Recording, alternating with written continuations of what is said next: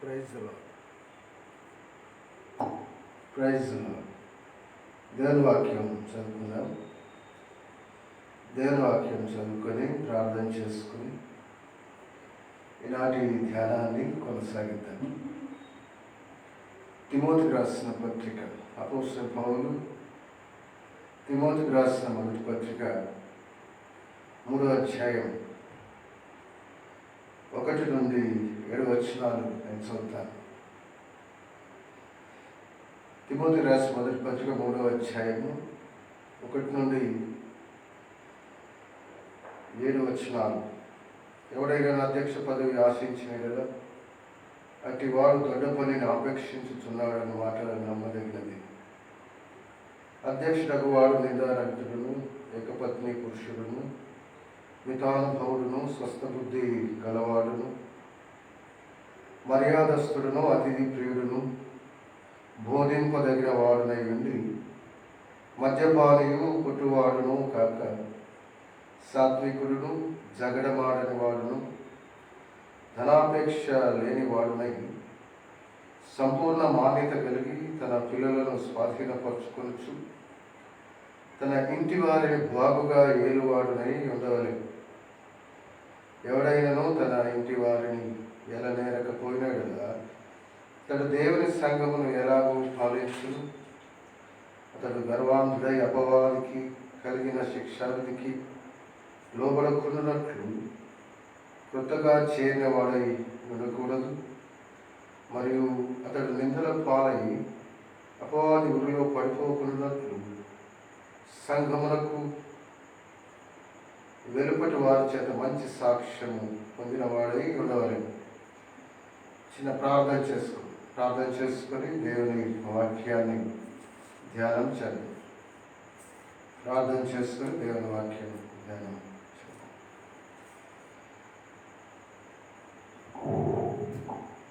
మంచి తండ్రి, జీవగల దేవ, మీ పరిశుద్ధమైన పాదాలకు వెళ్ళలేని స్తుతులు స్తోత్రాలు.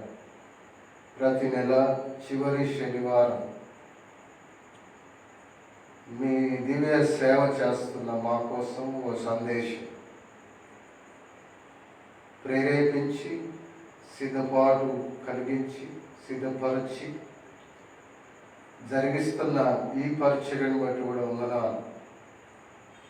పరిశుద్ధుల అత్యల్పుడను, మీ సేవకులు అత్యల్పుడను, నన్ను మీ పాత్రగా వాడుకుంటున్నారు అంతే. అందుని బట్టి మీరు స్తుతిస్తున్నారు. మహిమ మీకే. ముందు మాతో మాట్లాడాను. దయగల తల్లి మాతో మాట్లాడాను. మీ దివ్య వాక్యం ద్వారా మమ్మల్ని దర్శించి మీ దాసులుగా, మీ సేవకులుగా మేము ఇంకెక్కువగా నమ్మకంగా సరైన వివేచన గ్రహింపుతో బైబిల్ సారాంశంలో నుండి, వాక్య సారాంశంలో నుండి విషయాలు గ్రహిస్తూ విశాల దృక్పథంతో మీ వంటి మనసుతో, మీ వంటి దృష్టితో, మీ వంటి ఉద్దేశాలతో మేము పరిచయలో ఇంకెక్కువగా సాగినట్లు మాకు ఇంకెక్కువ సహాయం చేయండి. ఈ సందేశం ఎవరు అపార్థం చేసుకోకుండా దీనిలోని లోతైన భావాన్ని, భారాన్ని, ఆంతర్యాన్ని గ్రహించగలిగినట్లు మా అందరికీ సహాయం చేయండి. మహిమ మీరే పొంది క్రీస్తు ప్రభువు ద్వారా విశ్వాసంతో స్తుతించి ప్రార్థిస్తున్నాం తండ్రి. ఆమేన్. మంచిది ప్రియులారా, మనము ఈరోజు ఒక అంశాన్ని ధ్యానించాల్సి ఉంది. ధ్యానించనే ఉన్నాము. ఆ అంశం పేరు ఇంటిని ఏలువాడు. మనం గతంలో దైవజనుని యోగ్యతలు అని తిమోతి పత్రికలో మొదటి పత్రిక 3వ అధ్యాయం 1-7 వచనాలు, తీతుపత్రిక 1వ అధ్యాయం 7 నుండి 9 వచనాలు మనం ఆధారంగా చేసుకొని మనము దైవజనుని యోగ్యతలు అని శీర్షికన లేక థీమ్ పెట్టుకొని అనేక విషయాలు ధ్యానిస్తూ వచ్చాం. ఈరోజు మనము గతంలో 12 విషయాలు చూసాం. ధనాపేక్ష లేనివాడుగా ఉండాలి అనే విషయం చూసాం. తర్వాత సంపూర్ణ మాన్యత అనేది చూడలేదు, అనగా మర్యాదింపదగిన వాడుగా ఉండాలి. అది ప్రవచితమైతే మరొకసారి దాన్ని ఆలోచన చేస్తాం, ధ్యానిస్తాం. ఈరోజు ఈ విషయం ధ్యానించాలని ఇంటిని ఏలువాడుగా ఉండాలి. ఈ తిమోతి మొదటి పత్రికలో 16 విషయాలు పౌలు ప్రస్తావించాడు. దైవజనుని యోగ్యతలు, అది నిందారహితుడు, ఏకపత్ని పురుషుడు, మితానుభవుడు, స్వస్థ బుద్ధి గలవాడు, మర్యాదస్తుడు, అతిథి ప్రియుడు, బోధింపదగినవాడు, మద్యపాని కానివాడు, కొట్టుబోతు కానివాడు, సాత్వికుడు, జగడమాడనివాడు, ధనాపేక్ష లేనివాడు, సంపూర్ణ మాన్యత గలవాడు. 13, 14 ఇంటిని ఏలువాడు. 15 క్రొత్తవాడు, క్రొత్తగా చేరినవాడు అయి ఉండనివాడు. 16 సమాజంలో మంచి సాక్షి.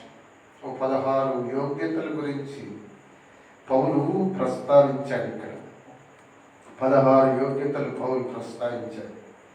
తర్వాత మనం చూస్తే తీతు పత్రికలో 1వ అధ్యాయం 7 నుండి 9 వచనాల్లో కొన్ని ఇక్కడ ఇక్కడ పేర్కొననివి కొన్ని పౌలు పేర్కొన్నాడు, తెలియజేశాడు, రాశాడు.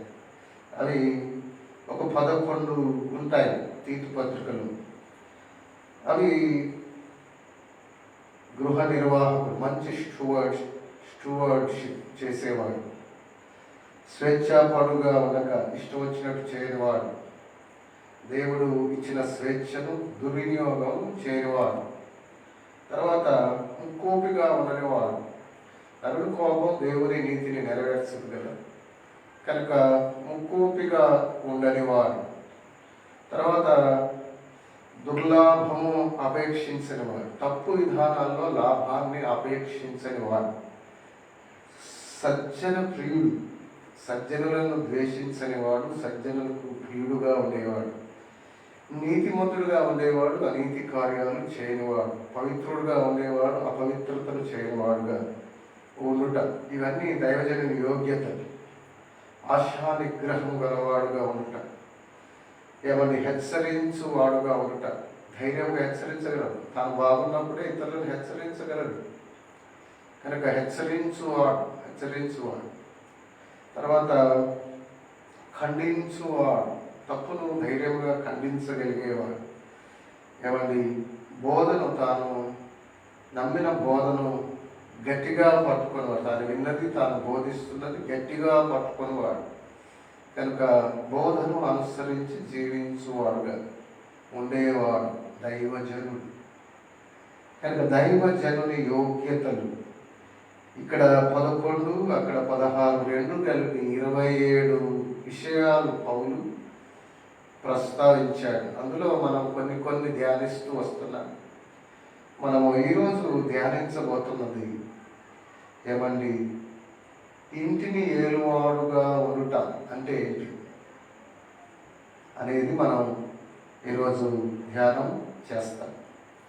కనుక ఈ విషయంలో కొందరు సరైన అవగాహన లేక నిర్లక్ష్యంగా ఉండేవారు ఉన్నారు. ఈ విషయంలో కొందరు సరైన అవగాహన లేక నమ్మకంగా సేవ చేస్తున్న వారిని విమర్శించేవారు ఉన్నారు. ఈ విషయంలో సరైన అవగాహన లేక కుటుంబ విషయంలో నిర్లక్ష్యంగా ఉండే సేవకులు కొందరు ఉన్నారు.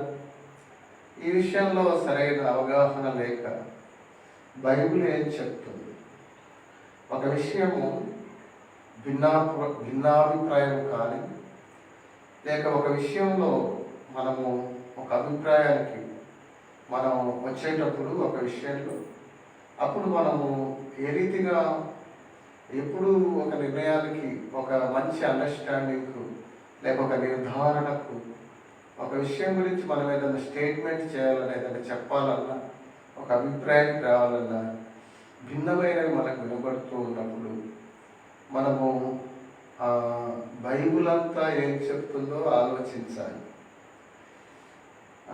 దైవజనులు శ్రీకాకుళం స్వామి గారు గ్రేస్ బైబుల్ కాలేజ్, ఆయన కాలేజీలో ఒకసారి ఇలా అన్నాడు, ఒక వచనం అర్థం కానప్పుడు ఆ పేర అంతా చదవాలి, ఒక పేర అర్థం కానప్పుడు ఆ అధ్యాయం అంతా చదవాలి, ఆ అధ్యాయం అంతా అర్థం కానప్పుడు ఆ పుస్తకం, ఆ పత్రిక కానీ, ఆ పుస్తకం కానీ, ఆ గ్రంథం కానీ చదవాలి.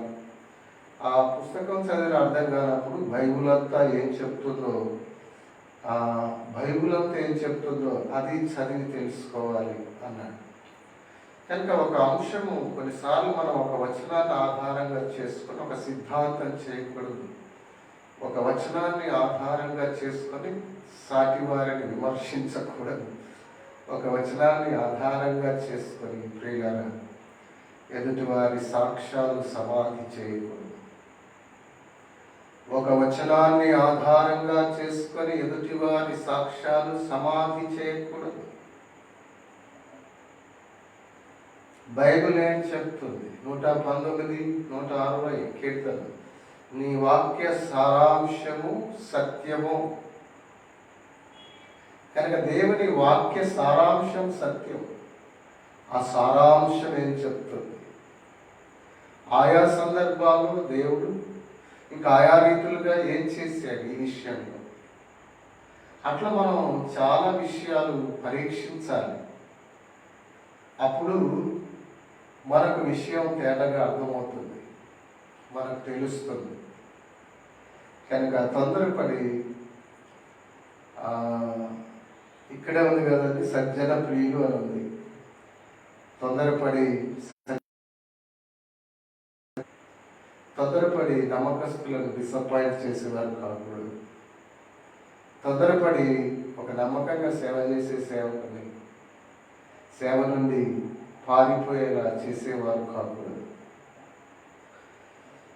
కనుక మనం ఈ విషయం ఇంటిని ఏలువాడుగా ఉండాలి తప్పకుండా సేవకుడు. నేను ఇంటి విషయాల్లో సరిగా లేని కొన్ని పరిస్థితుల్లో చిక్కుకున్న సేవకులను సమర్థించడానికి ఈ మెసేజ్ కాదు. వాళ్ళు ఎలాగున్నా సమర్థించడం నా ఉద్దేశం కాదు. రెండవది, ఈ విషయంలో ఇతరులను, తోటి సేవకులను విమర్శించడం నా ఉద్దేశం కాదు. బాగా అర్థం చేసుకోవాలి. కనుక ఎవరైనా సరైన అవగాహన లేక ఈ విషయంలో సరిగా వ్యవహరించుకుంటే గతంలో వారు మారాలని నా ఉద్దేశం. తిరిగి ఇంటిని ఏలువాడు అనే విషయంలో సేవకులు ఇంటిని ఏలువారుగా ఉండాలని, తిరిగి కొందరి పరిస్థితులు కొన్ని కుటుంబాల్లో కొన్ని రీతులుగా ఉండగా వారు ఆ పరిస్థితుల్లో ఎలా పరిచయం చేస్తున్నారో అది కూడా గమనిస్తూ, మరి వాళ్ళు అలాంటి వారు ఏలేవారైనా కాదా, మరి అలాంటి వారికి మనం ప్రోత్సహించవచ్చా లేదా? కనుక అలా మనం కొంచెం వాక్యంలో నుండి చూద్దాం, కొందరి భక్తుల జీవితాల్లో నుండి చూద్దాం, కొన్ని సాక్ష్యాలలో నుండి చూద్దాం, దేవుడు వాడుకున్న జీవితాల్లో నుండి చూద్దాం, వాళ్ళ కుటుంబ పరిస్థితుల్లో నుండి చూద్దాం. కనుక దేవుని సార్వభౌమ ఎన్నికలో నుండి చూద్దాం. దేవుని సార్వభౌమ ఎన్నికలో కొన్ని జరిగించిన విషయాలను కూడా చూద్దాం. కనుక ముందుగా నేను ఈ విషయాలు చెప్పాలని చెప్తాను. ఎవరు నన్ను తప్పుగా అర్థం చేసుకోకూడదు. నేను యథార్థంగా ఉన్నట్లుగా మన వాక్యంలో నుండి చూడాలనే మీ ముందుకు నేను వచ్చాను. కనుక ఇంటిని ఏలని వాడు అంటే ఎవరు? ఇంటిని ఏలువాడి లక్షణాలు ఏంటి? కొన్ని కుటుంబాల్లో కొన్ని సమస్యలు ఉన్నా అతను ఇంటిని ఏలువాడి కిందికి వస్తుందా రాదా? కనుక ఇలాంటి విషయాలు మనం జాగ్రత్తగా చూద్దాం. మంచిది. మొదట ఒక వచనం ఇందులోనే, ఆ వచనం చూద్దాం. 4-5 వచనాలు. సంపూర్ణ మాన్యత కలిగి తన పిల్లలను స్వాధీనపరుచుకొనుచు తన ఇంటి వారిని బాగుగా ఏలువాడనై ఉండవలెను. కనుక ఇంటి వారిని బాగుగా ఏలువాడై ఉండవలెను అనేది మనం చూస్తాం. కనుక ఇంటి వారిని బాగుగా ఏలువాడై ఉండవలెను. కనుక ఈ వచనం సత్యం. ఇందులో మనం సత్యం కానిదేముంది? దేవుని వాక్యం సత్యం. కనుక కుటుంబంలో సేవకుడు తాను పిల్లలను స్వాధీనపరుచుకొనుచు తన ఇంటి వారిని బాగుగా ఏలువాడై ఉండాలి. ఎవడైనా తన ఇంటి వారిని ఏలకపోయినలా అతడు దేవుని సంఘమును ఎలాగూ పాలించును అన్నది. కనుక ఈ వచనాన్ని తీసుకొని ఒకవేళ ఎవరైనా ఒక సేవకుని కుటుంబంలో ఏదైనా సమస్య ఉంటే ఈ వచన ఆధారంగా అతడు ఇంటిని ఏలనివాడని, అలాంటి వారితో కొందరు సహవాసం చేయకుండా, లేక అలాంటి వారిని కొందరు పక్కన పెట్టేసి, లేక వారు చేసే సేవే కాదు అన్నట్లుగా భిన్న భిన్న అభిప్రాయాలు, భిన్న భిన్న మాటలు, భిన్న భిన్న వైఖరులు వారి పట్ల అనేకులు లేక కొందరు అలాంటి వైఖరులు, అభిప్రాయాలు వ్యక్తం చేస్తారు, వైఖరి కలిగి ఉంటారు, వాళ్ళ ప్రవర్తిస్తూ కూడా ఉంటారు. కనుక ఇంట్లో ఈగల మోత, బయట పల్లకి మోత, ఇలాంటి సామెతలు కూడా తీసుకొస్తారు. ఆ బ్రదర్ అంటే ఇంట్లో ఈగల మోత, బయట పల్లకి మోత.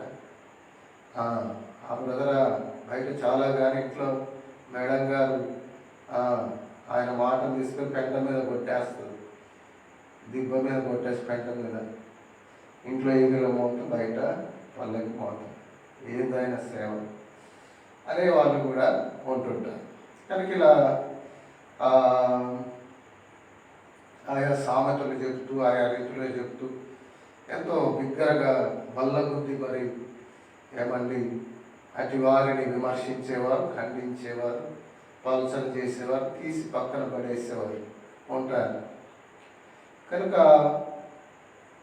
ఈ విషయం ఆలోచించాలవచ్చు. మరి బైబిల్లో ఇంకొక మాట కూడా ఉంది. మనం కొంచెం దీన్ని విస్తృతంగా ఆలోచిద్దాం. ఇక్కడ ఉన్న ఈ వచనమే కాకుండా ఈ వచనాన్ని తీసుకొని ఇంకా ఆయా స్థలాల్లో దేవుడు రాసిన విషయం, ఈ థీమ్ లేక ఈ అంశము కొన్నేళ్లుగా నా మదిలో మెదులుతున్నది. దీన్ని అందించాలి, లేక ఈ విషయం ధ్యానించాలి. ఎందుకంటే కొందరు డిసప్పాయింట్ అవుతున్నారు.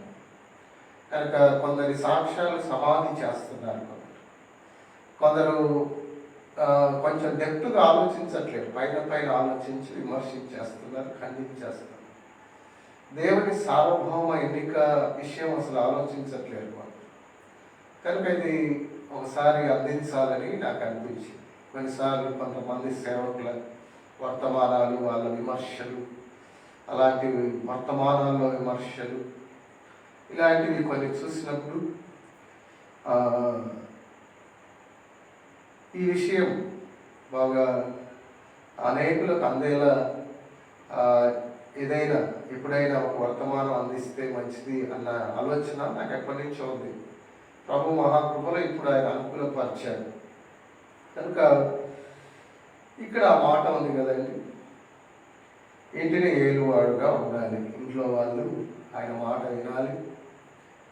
నేను మరలా చెప్తున్నాను, నేను ఇదేదో ఇంట్లో సమస్యలు ఉన్న వాళ్ళను సమర్థించడానికి కాదు ఈ మెసేజ్. వాక్య సత్యం ఏంటో వినడానికి అంతే, సమర్థించడానికి కాదు, సమర్థించుకోవడానికి కాదు, సమర్థించడానికి కాదు. అసలు వాక్య సత్యం ఏం చెప్తుంది అది మనం వినాలి. అంతే కదా మనకు కావాల్సింది వాక్య సత్యం. ఒక వచనం అర్థం కాకుంటే పేరా చదువు, పేరా అర్థం కాకుంటే అధ్యాయం చదువు, అధ్యాయం అర్థం కాకుంటే పుస్తకం చదువు, పుస్తకం అర్థం కాకుంటే బైబిల్ చదువు. తొందరపడి ఒక అభిప్రాయానికి వచ్చేసి ఏమండి పరీక్షలు ఎక్కువ, అవరోధం కాకూడదు, కనుక బైబిల్ జ్ఞానం కలిగిన దైవజనులు పెద్దలు అన్న మాట కనుక తీసుకోవచ్చుగా మనం, మంచిదే కదా. కనుక మనము కొంచెం విస్తృతంగా ఆలోచిద్దాం ఈ అంశం. కనుక మీ మనసులో వేరే భావన, తప్పుడు భావన పెట్టుకున్నారనుకో, ముందే వినరు మీరు. కనుక నేను ఏదో సమర్థించడానికి కాదు, సత్యం ఏందో చూద్దాం. మంచి బైబిల్లో మత్తయి సువార్త 10వ అధ్యాయం 36వ వచనంలో, మత్తయి సువార్త 10వ అధ్యాయం ఇక్కడ మాట ఉంటుందండి. ఏమని ఉంటుందంటే, నేను చదువుతాను. 36వ వచనం, మత్తయి సువార్త మత్తయి సువార్త 10వ అధ్యాయం 36వ వచనంలో, ఒక మనుషునికి తన ఇంటి వారే శత్రువులుగా అయ్యే అవకాశం ఉందని ఉంటుంది. 10వ అధ్యాయం 36వ వచనం, ఒక మనుషునికి ఇంటి వారే అతనికి శత్రువులగుదురు. యేసుస్వామి స్వయాన చెప్పిన మాట అండి. మరి ఈ 2 వచనాలు మనం పక్కన పెట్టి కొంచెం ఆలోచన చేయాలి.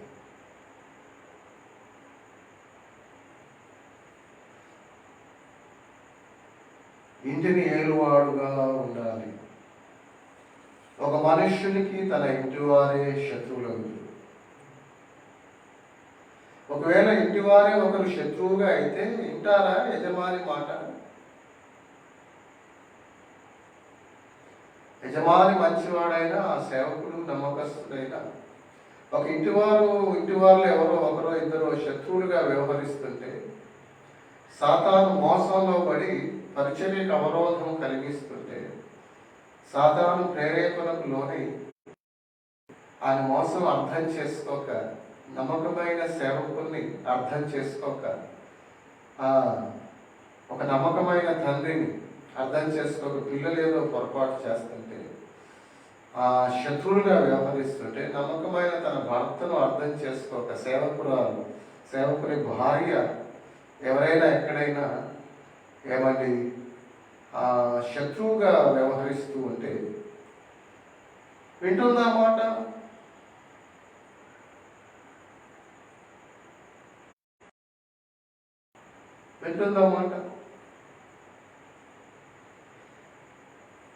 కనుక ప్రభువు 10వ వచనం ప్రారంభంలో ఆయన తన 12 మంది శిష్యులను పిలిచి చెప్తున్నాడు, ఇంటి వారే శత్రువులే అవకాశం ఉంది.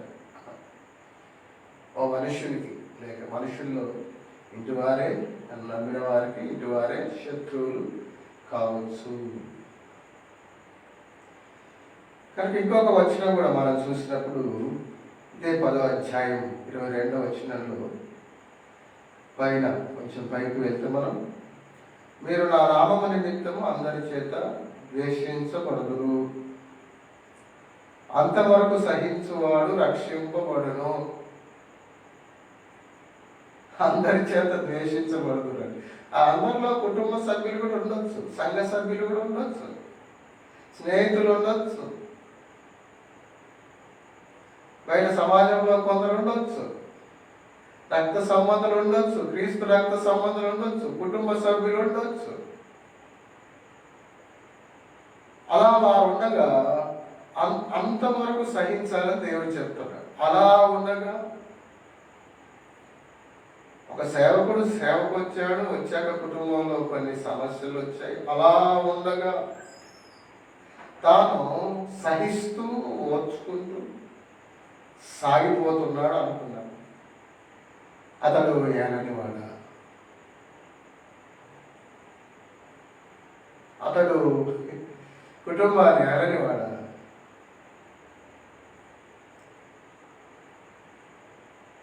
అంతవరకు సహించండి, అందరి చేత ద్వేషించబడే అవకాశం. స్వయాన యేసుస్వామి వాక్ స్వరూపి అయిన దేవుడు సెలవిచ్చిన మాట.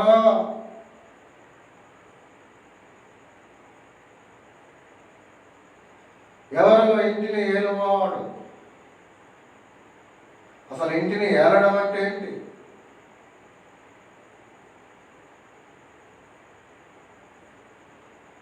అందరి చేత ద్వేషించకూడదు అని ఉండగా కుటుంబంలో కొందరు ద్వేషిస్తుంటే వాళ్ళను సహించడం ఏరడమా, వాళ్ళతో గొడవలు పడి వదిలేయడం ఏరడమా?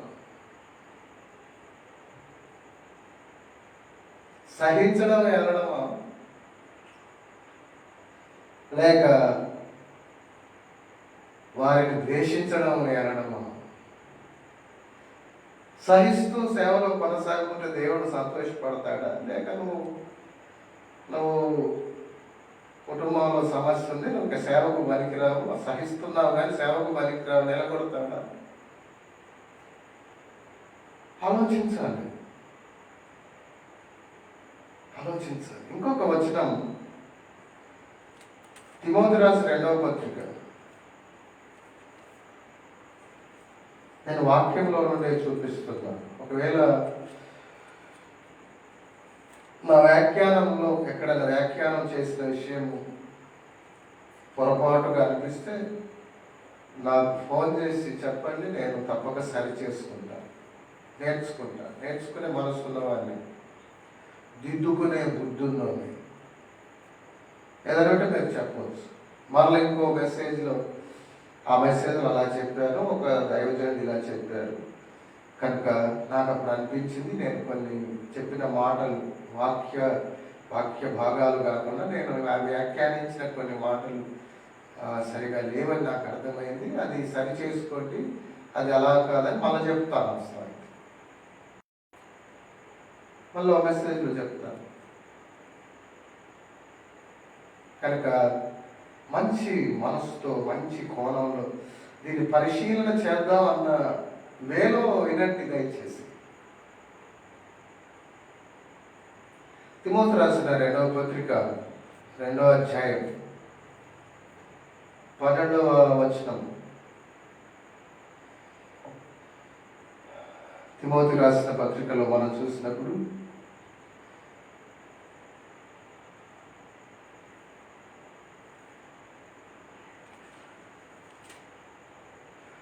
ఇక్కడ క్రీస్తు యేసునందు సద్భక్తితో బ్రతుక ఉద్దేశించు వారందరూ హింస పొందుదురు అని అంటుంది. కనుక క్రీస్తు యేసునందు సద్భక్తితో బ్రతుకను ఉద్దేశించు వారందరూ 3:12 తిమోతి రాసిన 2వ పత్రిక 3వ అధ్యాయము 12వ వచనం. క్రీస్తు యేసునందు సద్భక్తితో బ్రతుకను ఉద్దేశించు వారందరూ హింస పొందుదు. ఆ హింస ఒకవేళ కుటుంబం ద్వారా కూడా కలగవచ్చు. ఆ పాయింట్ అర్థం చేసుకో. పౌలు నా స్వజనుల వలనైన ఆపదలలోనూ అన్నాడు, కపట సహోదరుల వలనైన ఆపదల్లోనూ అన్నాడు. కనుక సద్భక్తితో బ్రతుకుతున్నప్పుడు హింస వచ్చే అవకాశం ఉంది, హింసలు వచ్చే అవకాశం ఉంది. ఆ హింస ఒకవేళ తల్లి ద్వారా రావచ్చు, ఒకవేళ తండ్రి ద్వారా రావచ్చు, అమ్మమ్మ ద్వారా రావచ్చు, అత్తమ్మ ద్వారా రావచ్చు, ఒకవేళ భార్య ద్వారా రావచ్చు, బిడ్డ ద్వారా రావచ్చు, కొడుకు ద్వారా రావచ్చు, కోడల ద్వారా రావచ్చు. కుటుంబాల్లో కొన్ని రోజులు బాగుండొచ్చు, వాళ్ళు కొన్ని రోజులు సరిగా అర్థం చేసుకోక వ్యతిరేకించవచ్చు. కానీ ఆ సేవకుడు నమ్మకస్తుడే, అతడు మంచి విశ్వాసం గలవాడు, మంచి సమర్పణ గలవాడు, మంచి ఓర్పు గలవాడు, మంచి భారం గలవాడు, దేవునికే ప్రథమ స్థానం ఇచ్చేవాడు అనుకోండి. అలాంటి సేవకునికి ఇంట్లో ఒక హింస శ్రమ వచ్చింది, అతడు ఇంటిని ఏలని వాడ.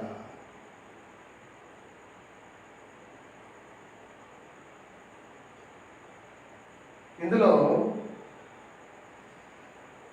ఒక సేవకుడు, ఒక సంఘ పెద్ద లేక సేవకుడు, అధ్యక్ష పదవి ఆశించేవాడు లేక సేవకుడు, పై విచారణ చేయవాడు, ఏమండి హెచ్చరించువాడు, ఏమంటే కాపరి,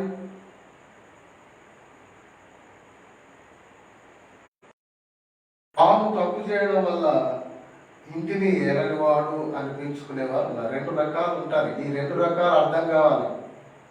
ఈ 2 రకాలు అర్థం కాకుంటే ఆ 2 రకాలలోనూ ఒకే గుంపులో పెట్టి విమర్శించడం మొదలు పెడతారు. ఖండించడం, తప్పులు ఖండించడం తప్పు లేదు, కానీ ఖండించదగిన వాళ్ళు కొందరుంటారు, ఎందులో ఖండించదగిన వాళ్ళు కొందరున్నారు. 2 రకాలు ఉన్నారు. ఆ 2 రకాలు అర్థం చేసుకోవాలి. ఊరికే ఆవేశపడవ లేక సరైన అవగాహన లేకో మనము తోటి నమ్మకస్తులను మనము డిసప్పాయింట్ చేయకూడదు. కనుక దేవుడు వాడుకుంటున్న సేవకులను ఏమని త్రోసివేయకూడదు. అంటే దేవుని ఎన్నికను త్రోసేస్తున్నట్టు.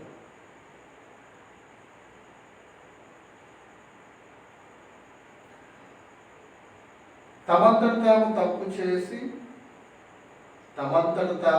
తప్పు చేసి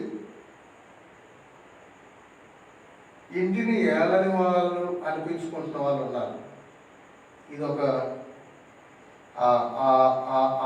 అనిపించుకునే లేక అలా ఉన్నవారు, ఆ ఇంటిని ఏలని వారు అనిపించుకుంటున్న వారిలో కొందరు ఎవరంటే నిజమే, వాళ్ళు తప్పు చేసి వాళ్ళ కుటుంబాన్ని పట్టించుకోకుండా, భార్య పిల్లలను పట్టించుకోకుండా నిర్లక్ష్యంగా ఉంటూ, వాళ్ళు సరిగా లేక ధనాపేక్ష కలిగి ఏమన్నా ఏదో సంపాదించడానికి ఆ ఆలోచనలు కలిగి డబ్బు కూడబెట్టి ఆలోచన దేవుడిచ్చే వరాలను అమ్ముకుంటూ ఇకేమేమో దేవుని పేరు చెప్పుకుంటూ రకరకాలుగా చేస్తూ కుటుంబాన్ని నిర్లక్ష్యం చేస్తూ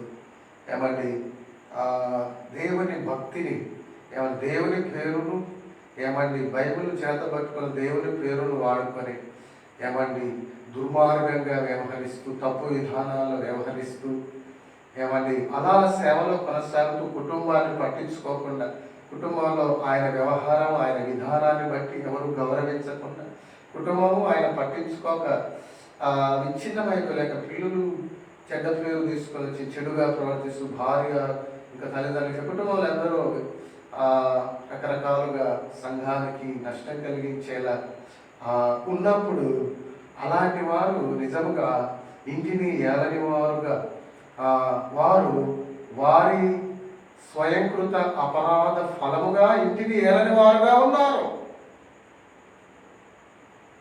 వారి స్వయంకృత అపరాధ ఫలం ఆ స్థితి. వీళ్ళు సరి చేసుకోవాలి తప్పకుండా. సరికాదండి. సరిగా యథార్థమైన భక్తితో, సంపూర్ణ సమర్పణతో, దేవునికి ప్రీతికరమైన సేవ చేస్తూ, కుటుంబానికి ఇచ్చే సమయం కుటుంబానికి, ఒక తండ్రిగా పిల్లలకి ఇచ్చే సమయం పిల్లలకు, ఒక భర్తగా భార్యకి ఇచ్చే సమయం భార్యకు, కుటుంబ బాధ్యతలు చూసుకుంటూ 100% తన వైపు నుండి కుటుంబ బాధ్యతలు చూసుకుంటూ ఉండాలి సేవ చేస్తున్నప్పుడు. అలా లేక వదిలేసి పట్టించుకోకుండా, తన బ్రతుకు తన సేవ విధానం బాగలేకుండా, కుటుంబం బాగలేకుండా పట్టించుకోకుండా అలా ఉండడం, అలా ఉంటూ సేవ చేస్తూ ఉంటే అది ఇంటిని ఏలలేని స్థితిలో ఉండి అతడు అలాంటి స్థితిలో ఉండి సంఘాన్ని మంచి గృహ నిర్వాహకత్వం ఎలా చేయగలడు అనే అవకాశం ఉంది. అనొచ్చు అన్నట్టు వాళ్ళను హెచ్చరించవచ్చు, ఖండించవచ్చు. అలాంటి వారి విషయం జాగ్రత్త కలిగి ఉండవచ్చు. సరి చేసుకోండి అని చెప్పవచ్చు.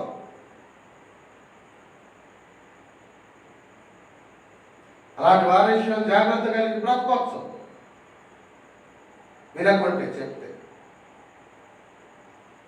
అయితే ఇంకొక రకం ఉన్నారండి, ఇలా ఇంటిని ఏలనివాడు అనిపించుకునే వారిలో ఇంకొక రకం వారు ఎవరంటే వారి నుండి తప్పు ఉండదు,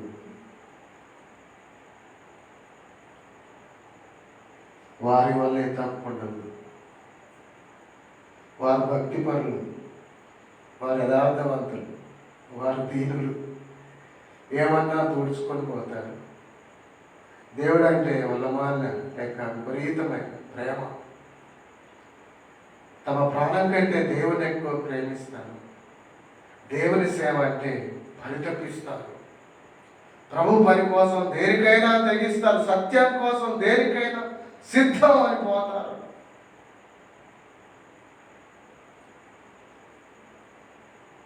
కానీ అలాంటి వారి కుటుంబంలో కూడా కొందరు సరిగా ఉండని వారు ఉండొచ్చు. ఇంటి వారే శత్రువులు కావచ్చు.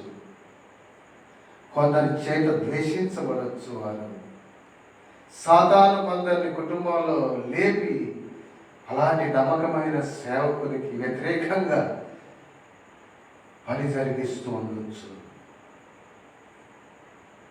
అలాంటి సేవకుడు అలా ఇంట్లో ఆ తీవ్రత, ఆ పరిస్థితులు జరుగుతున్నా తిరిగి అనేకులు ఇంటిని ఏలని వాడని విమర్శిస్తున్నా ఇంట్లో పరిస్థితులేమో ఎంతగా ఓర్చుకొని బాగు చేసే ప్రయత్నం 100% చేస్తూ సాగుతున్నా కుటుంబంలో రక్షణ లేని వారు ఒక్కొక్కరిని దేవుళ్ళలోకి నడిపించుకొని దేవుళ్ళలో కడుతూ సాగుతూ ఉండగా ఏదో ఒకటి సమస్య, ఆటంకం లేక అవమానకర, బాధాకరమైన విషయం ఏదైనా జరిగినప్పుడు శత్రువులుగా ప్రవర్తిస్తున్నప్పుడు ఎవరైనా అయినా అలా ప్రవర్తిస్తున్న వారిని కూడా ప్రేమిస్తూ సహిస్తూ సేవ ఒకవేళ వదిలేద్దాం, మనకు యథార్థంగా సేవ చేస్తున్నాను ఇలా జరుగుతుంది కనుక మరి సేవకు నేను ప్రభువా ఇలా ఉన్నాయి మరి నేను సేవ చేయడం సరిగ్గా కాదు అని దేవుని పాదాల చెంత అడిగితే దేవుడు బిడ్డ నువ్వు మంచిగానే ఉన్నావు కదా, ఇంట్లో వాళ్ళు అలా ఉన్నారు, వాళ్ళు బాగుపడతారులే, ఏదో ఒక రోజు నేను బాగు చేస్తానులే, నువ్వైతే సేవ వదిలిపెట్టొద్దు, నీవు నాకు ప్రియుడవు, నువ్వు నాకు ఇష్టడవు, నువ్వు లేదు బిడ్డారే నువ్వు సేవ వదిలిపెట్టొద్దు అని దేవుడు అంటుంటే ఒకవైపు నుండి కుటుంబంలోని సమస్యలను, ఇబ్బందులను, ఇరుకులను, అవరోధాలను సహిస్తూ భరిస్తూ కన్నీరు కారుస్తూ ఓర్చుకుంటూ దేవుని సేవ నమ్మకంగా చేస్తున్న ఒక సేవకుడు ఇంటిని ఏలువాడ ఏలనివాడ. ఇక్కడ సహించడం ఏలడమా, సహించకపోవడం ఏలడమా? రెండు రకాల సేవకులు వాళ్ళ స్వయంకృత అపరాధంతో ఇంటిని ఏలనివాని అనే స్థితిలో ఉన్నవా అనిపించుకునే లాగా ఉన్నవారు. వాళ్ళు బాగున్నా వాళ్ళ స్వయంకృత అపరాధం ఏమీ లేకుండా ఎదుటివారు కుటుంబంలో ఎదుటివారు ఏదో పొరపాటు చేయగా ఆ పొరపాటు అనేకులకు కనిపించి అనేకుల చేయలేక కొందరి చేయి ఇంటిని ఏలని వాడు ఏం సేవకుడు అనిపించుకుంటున్నవారు. ఆలోచిద్దాం ప్రియులారా. ఎంతోమంది సేవకులను నేను ఎరుగుదు, నమ్మకమైన వారు. కొందరు కుటుంబాల్లో సమస్యలున్న సేవకులను నేను ఎరుగుదు, నాతో వాళ్ళ బాధలు ఇబ్బందులు పంచుకున్న సేవకులను నేను ఎరుగుదు. భార్య కాళ్ళ మీద పడి నేను అలాంటి వాడిని అనుమానిస్తుంటే ఒక సేవకుని ఏమండి నాగార్జున సాగర్, నల్గొండ జిల్లా నాగార్జున సాగర్ వైపు ఒక ఊరి దగ్గర సేవ చేస్తున్న సేవకుని భార్య విపరీతంగా అనుమానిస్తుంటే ఒకరోజు 2 కాళ్ళు పట్టుకొని నేను అలాంటి వాడిని నన్ను అనుమానించను, ఇక్కడ సేవ చేస్తున్నాను, సేవ సరిగా జరగదు, సేవ పాడేది లేక సేవ జరగదు సరిగా ఇలా ఉంటాయి అని 2 కాళ్ళు పట్టుకున్నాడు అంట. భార్య సేవకురాలి, సేవకుడు. ఇప్పుడు ఆయన భార్య కాళ్ళు పట్టుకున్నాడేంటి, ఇంటి నేలలోడు అందావా? ఆమెను మార్చుకోవడానికి కాళ్ళు పట్టుకొని బ్రతిలాడు.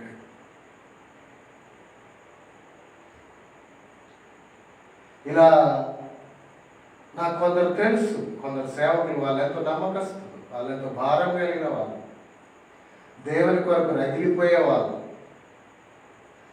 కానీ కుటుంబంలో పరిస్థితులు బాగాలేవండి.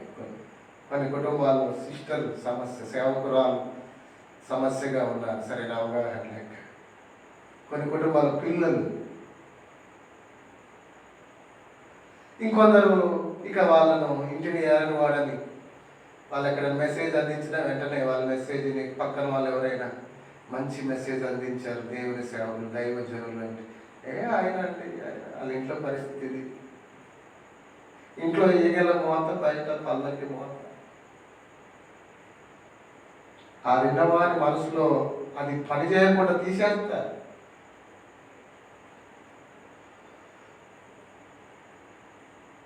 నీవు ఆ మాట అనే ముందు, నీవు ఆ రీతిగా ఆలోచించే ముందు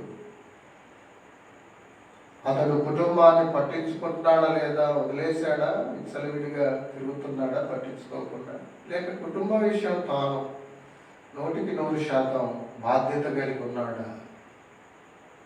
అది తీసుకోవా?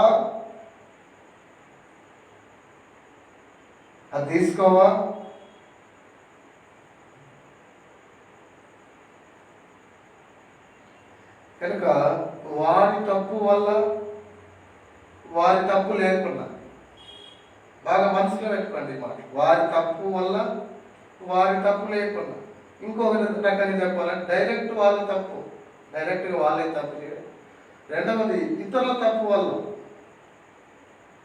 తన తప్పు కాదు, ఎదుటివారి కుటుంబ సభ్యుల తప్పు వల్ల.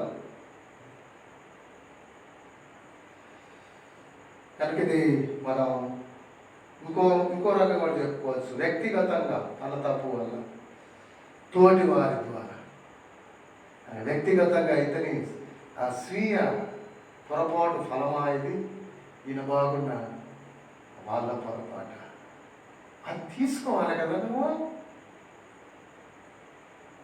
నోరందిగా నాలుగుంది కానీ అనేస్తావా?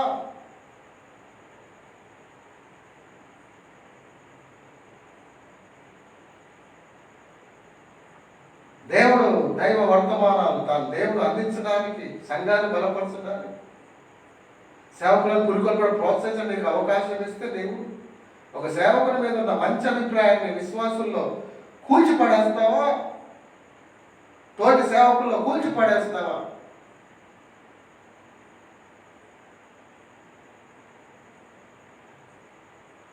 ఎవరో ఇంటిని వేయాలనేవారు, ఒక మనుషునికి ఇంటి వారి శత్రువులు అవుతారని బైబిల్ చెప్తుంది. అందరి చేత ద్వేషించబడతారని బైబిల్ చెప్తుంది. చంపుతారు మిమ్మల్ని అని కూడా బైబిల్ చెప్తుంది. మిమ్మల్ని చంపిన వాళ్ళు దేవుని సేవ చేస్తున్నాం అనుకుంటారని కూడా బైబిల్ చెప్తుంది. క్రీస్తు సద్భక్తితో బ్రతకను ఉద్దేశించి వారు హింసలందరని బైబిల్ చెప్తుంది. ఒకరి కుటుంబాలు ఎవరైనా బాధించారా, లేక నీ వల్ల మేలు పొందిన వాళ్ళైనా బాధించారా, సహించు, అది హితం అని బైబిల్ చెప్తుంది. పేతురు పత్రికలో, పేతురు మొదటి పత్రిక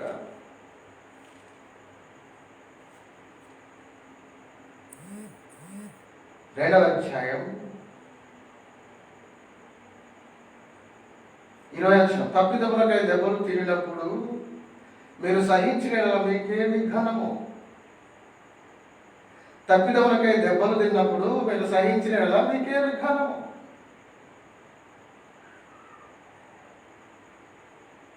మేలు చేసి బాధపడినప్పుడు మీరు సహించిన అది దేవునికి హితమగును. అయిపోలేదండి. ఇందుకు మీరు పిలువబడితిరి. ఇందులో కుటుంబ సభ్యులు కూడా ఉండొచ్చు. సెయింట్ పీటర్ రాస్తున్నారు దైవావేశం. ఈ మేలు చేసి బాధపడినప్పుడు అన్నాడే, అంటే మన ద్వారా మేలు పొంది బాధ మనల్ని పెడుతున్న వాళ్ళ కుటుంబ సభ్యులు కూడా ఉండొచ్చు. అయితే సహించు, అది హితం అంటున్నాడు దేవుడు. కానీ ఒక సేవకుడు కుటుంబాలు ఎవరు బాధపడి సహిస్తున్నాడు, హితమా? దేవుడికి హితము కాదు, అయిష్టం, అసహ్యమా? హితమా? హేయమా?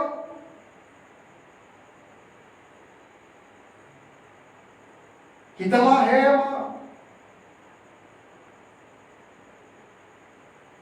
పేతురు మొదటి 2వ అధ్యాయం, ఇందులోనే మనం చూసిన 19-20 వచనాల్లో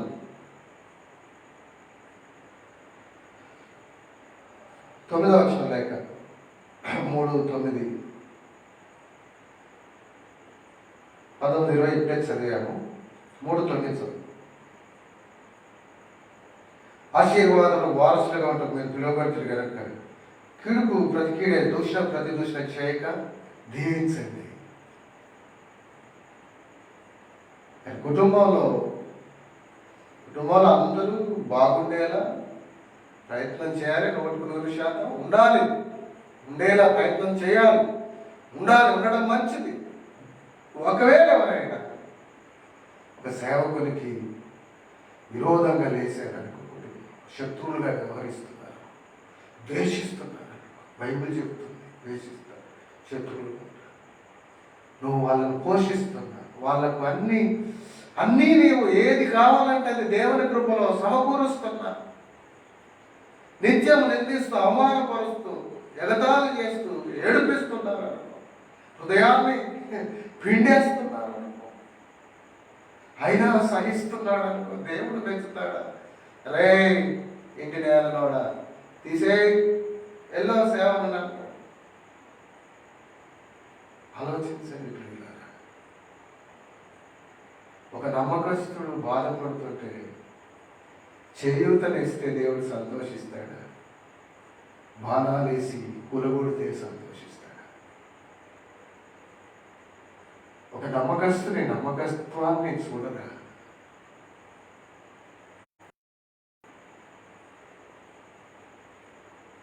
ఒక భక్తిపరుని భక్తిని చూడరా? అతని సమర్పణను చూడరా? అతని సేవా విధానం చూడరా? అతని ఫలాన్ని చూడరా? వారి పనిని బట్టి మిక్కిలి ఘనంగా ఎంచమని బైబిల్ చెప్తుంది. ఆ పనిని చూడరా?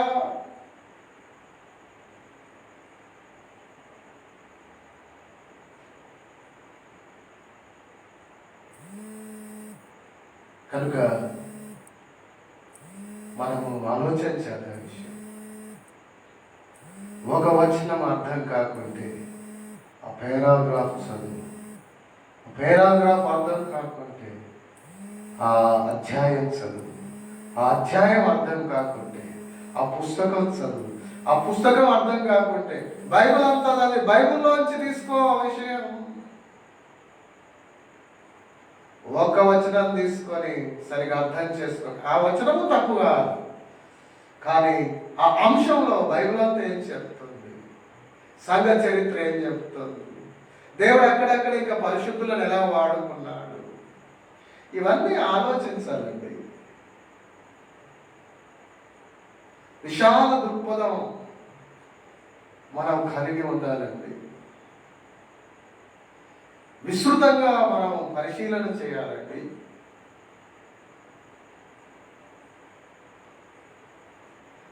కనుక దేవుని వాక్యమే మన ప్రమాణం. దేవుని వాక్య సారాంశం తీసుకోవాలి. దేవుని వాక్యం విస్తృతంగా ఏం చెప్తుంది ఆ విషయంలో తీసుకోవాలి. మళ్ళా సంఘ చరిత్రలో బైబిల్లో ఆ విషయాలు ఆయా సందర్భాల్లో దేవుడు ఎవరిని ఎలా వాడుకున్నాడు అది తీసుకోవాలి. సంఘ చరిత్రలో కొందరు ఎలా వాడబడ్డారు ఆ పరిస్థితుల్లో కూడా అవన్నీ కూడా అది కూడా తీసుకోవాలి. అప్పుడు అభిప్రాయానికి రావాలి, ఎవరు ఏంటి, ఏలువాడు కాడ.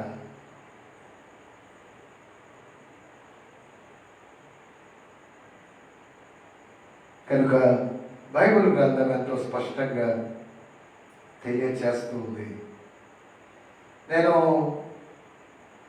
కొన్ని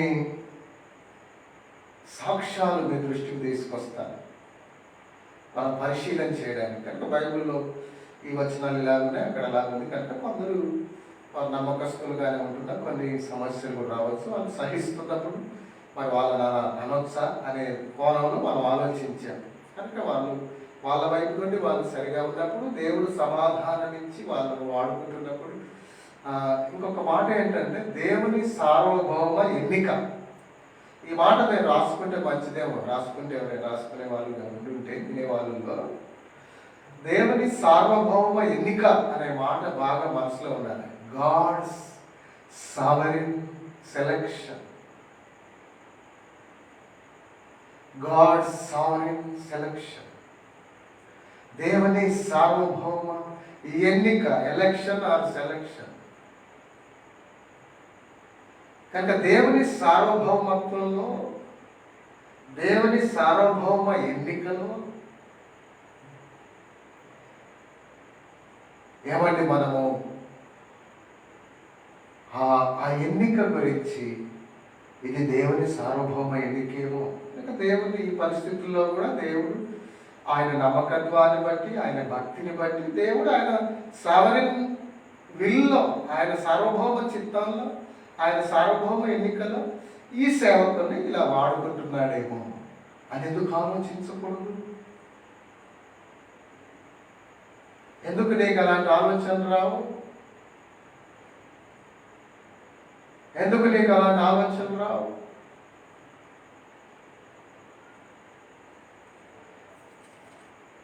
ఒకప్పుడు వరంగల్ జిల్లా, ఇప్పుడు సిద్దిపేట జిల్లా. అక్కడ మండలం కొమరెల్లి మండలం,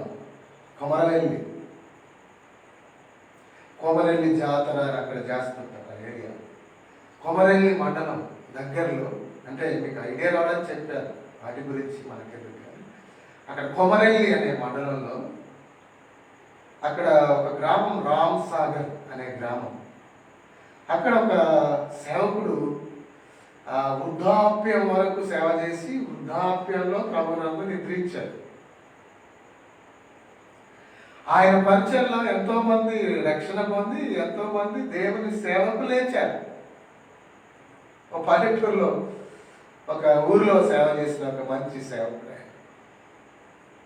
ఆయన పేరు జీవరత్నం, దైవజనుడు జీవరత్నం, హుస్నాబాద్ జయరాజ్ అన్న.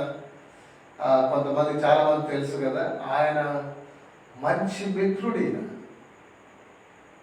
హుస్నాబాద్ జయరాజ్ అన్న గారు ఎలాంటి భక్తుడు, ఆయన మిత్రుడు ఈయన.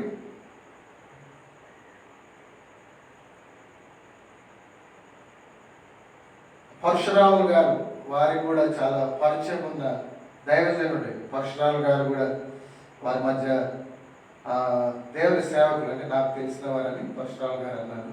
వీళ్ళు కొంత తెలిసి ఉండకపోవచ్చు. పరశురాములు గారు నాకు తెలిసిన దైవజనులు. తిరిగి సిద్దిపేట ప్రకాష్ అన్న గారు, హుస్నాబాద్ జయరాజు, వీళ్ళందరికీ తెలిసిన ఆయన. బచ్చన్నపేట ఆ ప్రాంతాల్లో, చేరియాల ఆ ఏరియాలో సేవ చేస్తున్న పరశురాములు గారు, వీళ్ళకు కూడా ఆయన సేవ చేస్తున్న చోట్ల చాలా కాలం అప్పుడప్పుడు మీటింగ్స్కి వెళ్తా, పరిచయ స్పెషల్ మీటింగ్స్ కానీ ఆ చోట్ల వాక్యం చెప్పడానికి వెళ్తూ అక్కడ పరిచయలో పాల్గొన్న అనుభవం ఉన్నవారు. వాళ్ళ జీవితాలను బాగా దగ్గరగా ఉండి చూసిన వాళ్ళు సాక్ష్యం చెప్పారు వాళ్ళ గురించి. జీవరత్నం గారు వృద్ధాప్యం దాకా సేవ చేసి ఇలాగ యాత్ర వహించి వెళ్ళిపోయారు. ఎందరో ప్రభులోకి వచ్చారు, ఎందరికో మాదిరిగా ఉండి ఆయన వెళ్ళిపోయారు. ఎంతోమంది నమ్మకమైన సేవకులు లేచారని నేను సాక్ష్యం విన్నాను.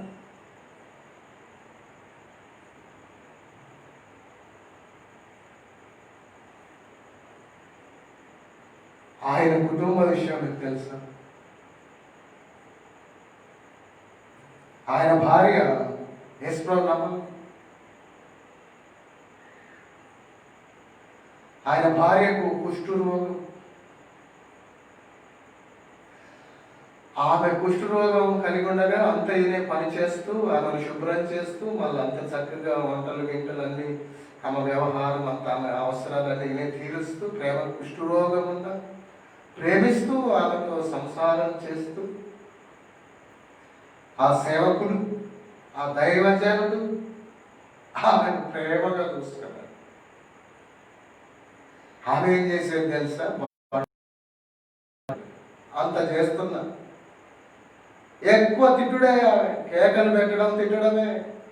కుష్ఠరోగం ఉన్న ప్రేమిస్తున్నాడు ఆయన సేవకుడు, అయినా కానీ ఇష్టం వచ్చినట్టు తిట్టడమే. ఆయన అన్ని చేస్తున్నా. దేవుడేమో ఆయన సేవలో వాడుకుంటున్నాడు. దేవుడేమో ఆ భారం ఇచ్చాడు, దేవుడు సమాధానం ఇచ్చాడు. భార్య అట్లున్నా దేవుడు ఆయన సేవలో వాడుకుంటున్నాడు. ఎన్నో ఆత్మల పంట పండుతుంది. ఎందరో సేవకులు వేస్తున్నారు, ఎందరో ఆయన సహనాన్ని చూసి ప్రభావితులవుతున్నారు.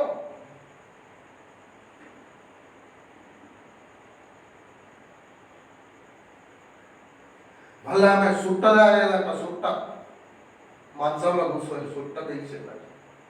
ఆ సుట్ట కంపు, ఈమె కుష్టు రోగం, ఆ రెండింటికంటే భయంకరమైన బూతు బాటలు, బూతు కంపు, సుట్ట కంపు, బూతు కంపు,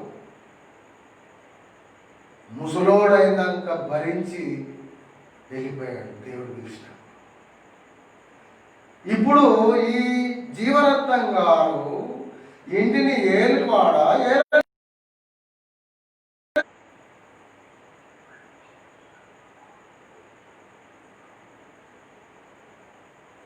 ఇది ప్రశ్న.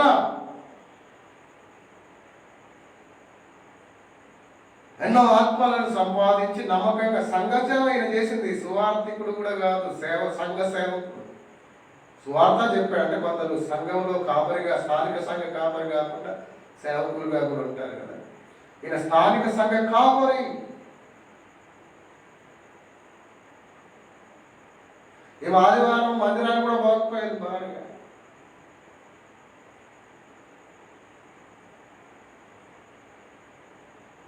సుట్ట తాగే భార్య, ఒక సేవకుని భార్య, బూతులు తిట్టేది, బాగా భయంకరంగా హింసించేది, ఆయన మేలు చేస్తున్నా ఆయనను బాధ పెట్టేది. ఆయన ఓర్చుకొని సేవ చేశాడు, ఆమెను ప్రేమిస్తూనే సేవ చేశాడు, ఆ చుట్ట కంపు భరిస్తూనే సేవ చేశాడు.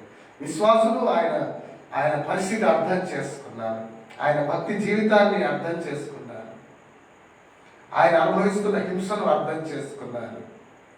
విశ్వాసులు, సంఘస్థులు. సేవ ఎంతో జరిగింది. అందరూ సేవకు లేచారు. అందరూ సేవకులు లేచారు. మరి ఇప్పుడు ఈ జీవరత్నం గారిని ఏమందాం? ఇంట్లో భార్య సరిగా లేదు, రక్షణే లేదు, బూతులు మాట్లాడతా సుట్టదాగుతుందే. ఆయన సేవకుడు, ఏం సేవకుడు అందామా? మరి దేవుడు వాడుకున్నాడు. అది గాడ్ సావరెన్ సెలక్షన్. దేవుడు జీవరత్నం గారిని ఆయన సార్వభౌమ ఎన్నికలో సేవ చేయడానికి. అది అర్థం కావట్లేదు కొందరికి.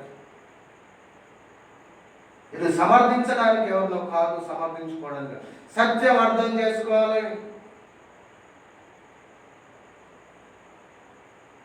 ఊరికే ఇంట్లో ఈగల మోత, బయట పల్లెకి మోత అంటే కాదు. బల్లలు కుదిరితే సరిపోదు.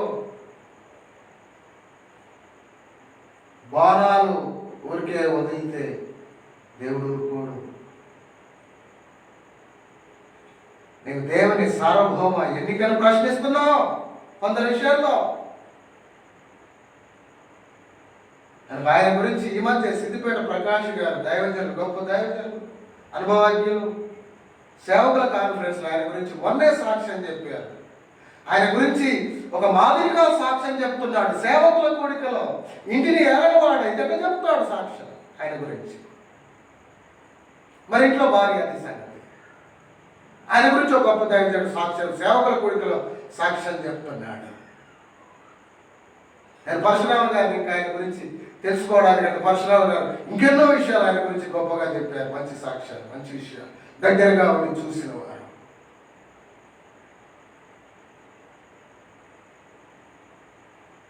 ఏమందాం? జీవరత్నం గారిని ఏమందాం? ఇంటిని ఏలనివాడు అందామా? ఏలినవాడు అందామా? అయ్యో, ఎన్నిసార్లు మనం ఎందరిని బాధించాము. మన తొందరపాటుతో, అవగాహన రాహిత్యంతో, సరైన గ్రహింపు లేక, దేవుని సార్వభౌమత్వాన్ని అర్థం చేసుకోక, తన భర్త తాను చనిపోక ముందు ఈ పరశురామ గారు, ఇంకో సామయ్య గారు అని, పరశురామ గారు ఎప్పటి నుంచో ఆమెకు చిన్నగా వృద్ధాప్యం ఆమెకు వచ్చాక అప్పుడు వీళ్ళు అమ్మ నువ్వు నమ్ముకో అమ్మ అని అలా చెప్తుంటే ఆ దైవజనుడు చనిపోక ముందు కొన్ని నెలలకు ముందు, కొన్ని వారాలు నెలలకు ముందు ఈమె మందిరానికి వెళ్ళిందంట.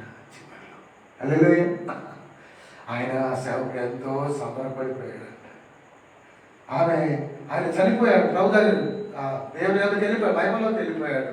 నిద్రించి క్రీస్తునందు జీవరత్నం గారు, తర్వాత మళ్ళీ పరశురాలు గారు తన కుటుంబంతో వెళ్ళి ఆమెను బలపరుస్తూ, సామయ్య గారు, పరశురాలు గారు సేవకులు వెళ్ళి ఆమె 2 చేతులు పట్టుకుని, అమ్మ నువ్వు కూడా నమ్ముకోవాలమ్మ యేసుప్రభుని అంటే, ఆమె తర్వాత రెగ్యులర్గా చర్చికి వెళ్తూ ఆమె కూడా ప్రభువుని నమ్ముకొని, ఆమె ఆ వృద్ధాప్యంలో ప్రభువుని నమ్ముకొని ఆమె కూడా యేసుప్రభుని నమ్ముకొని రక్షణ పొంది, ఆమె కూడా మరణించలేక నిద్రించి ప్రభుని ఎరిగిన దానిగా ప్రభుని నమ్ముకొని వృద్ధాగా తన భర్త చనిపోయిన తర్వాత ఆమె మారిందంట.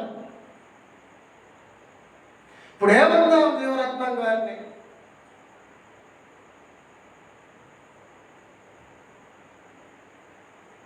ఏలువాడా ఏలనివాడా?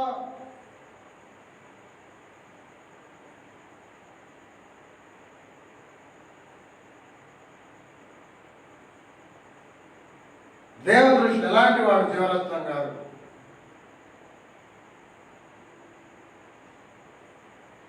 చచ్చేంత వరకు, ముసలితనం వరకు కుష్ఠరోగం తన భార్యకు సేవ చేసుకుంటా, కడుక్కుంటా, తూడ్చుకుంటా, వండి పెట్టుకుంటా, చుట్ట తాగుతుంటా, కబ్బు భరిస్తా, బూతు మాటలు తిరుగుతుంటే సహిస్తా సేవ చేశాడు. ఆయన గురించి ప్రకాష్ అన్న గారు సేవకుల కోరికలో గొప్ప మాదిరిగా చెప్తున్నాడు. మరలా మాదిరిగా చెప్పబడుతున్న సేవకుడు ఏలువాడ ఏలనివాడ. మరి ఇంట్లో అట్లుంది పరిస్థితి. కనుక ప్రియులారా, తన తప్పు వల్ల, తన స్వయంకృత అపరాధం వల్ల ఇంటిని ఏలనివాడు అనిపించుకునేవారు ఒక రకం.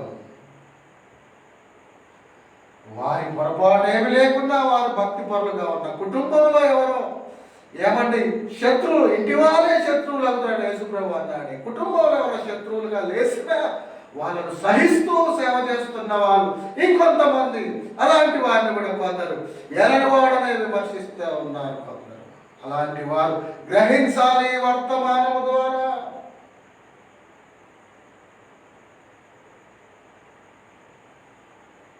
ఇంటిని ఏలనివాడు అంటే ఎవరు? గొప్ప సేవ చేసిన ఇంగ్లాండ్ దేశంలో గొప్ప సేవ చేసిన సేవకుడు జాన్ వెస్లీ గారు. ఆయన భార్య ఆయన ఎంతో హింసించేదంట. ఆయన రాసిన ఆర్టికల్స్ కూడా చెడిపేసి తప్పుడు రాతలు రాసేదంట. చూసుకోక ఆయన పబ్లిష్ అయ్యేవంట. ఇంట్లో కనీసం వాక్యం ధ్యానించుకోవడానికి, ప్రశాంతంగా వాక్యం ధ్యానించుకునే అవకాశం లేదంట. గుర్రం మీద పోతూ వాక్యం ధ్యానించుకునేవాడంట జాన్ వెస్లీ గారు. ఎంత సేవ చేశాడు. ఇంకా నాకు తెలిసిన విషయం ఏంటంటే, నేను చదివిన విషయం, తెలుసుకున్న విషయం, లేక ఒకరు సేవకుడు చెప్పగా గొప్ప దైవజనులు లేక చదివి తెలుసుకున్న విషయం ఏంటంటే, ఆయన ఉంగరాల చుట్టూ ఉంటుంది జాన్ వెస్లీ గారిది. పొడుగుగా తెలుసుకుంటాడు ఆయన నెత్తి. ఆయన చుట్టూ బట్టి తిప్పేదాంట్లో ఒకసారి భార్య.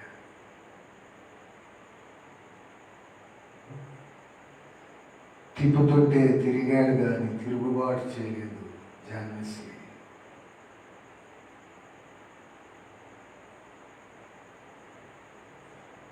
జాన్ వెస్లీ గారు ఎంత సేవ చేశారు. మరి భార్య ఇంట్లో అట్లుంది. ఇప్పుడు ఏలువాడ ఏలనివాడ. కొందరు నిర్లక్ష్యంగా ఉండి ఇచ్చలవిడిగా బ్రతుకుతూ కుటుంబంలో వాళ్ళే ఆ కుటుంబాలకు కావడానికి కారకులైన వారు అయ్యేవారు కొందరు ఉంటారు. అది సరికాదు. కనుక ఇంకో వైపు చూడాలి, ఇంకో విషయం చూడాలి. అందరూ ఒకటే కాదు ప్రియులు. జాన్ వెస్లీ గారు అంతగా భార్య బాధపడుతుంది. ఇంట్లో ప్రశాంతంగా వాక్యం ధ్యానించే అవకాశం లేదు. ఆయన ఎన్నో వర్తమానాలు అందించాలి, ఎంతో సేవ చేయాలి. గుర్రం మీద ప్రయాణం చేస్తూ ధ్యానించడం అంటే గుర్రం మీద ప్రయాణం కదలకుండా ఉంటుందా అండి? అంత సేవ, అన్ని ఆత్మలు, అన్ని సంఘాలు ప్రపంచవ్యాప్తంగా ఇంత సేవ దేవుడు ఎంతగా వాడుకున్నాడు జాన్ వెస్లీ గారు. అది దేవుని సార్వభౌమ ఎన్నిక. జాన్ వెస్లీ గారి భక్తి, జాన్ వెస్లీ గారి ఆశ, జాన్ వెస్లీ గారి ఆకాంక్ష జాన్ వెస్లీ గారి ఇంటెన్షన్, జాన్ వెస్లీ గారి తీవ్రత చూసిన దేవుడు ఆయన చిత్తంలో వాడుకున్నాడు. అంతే.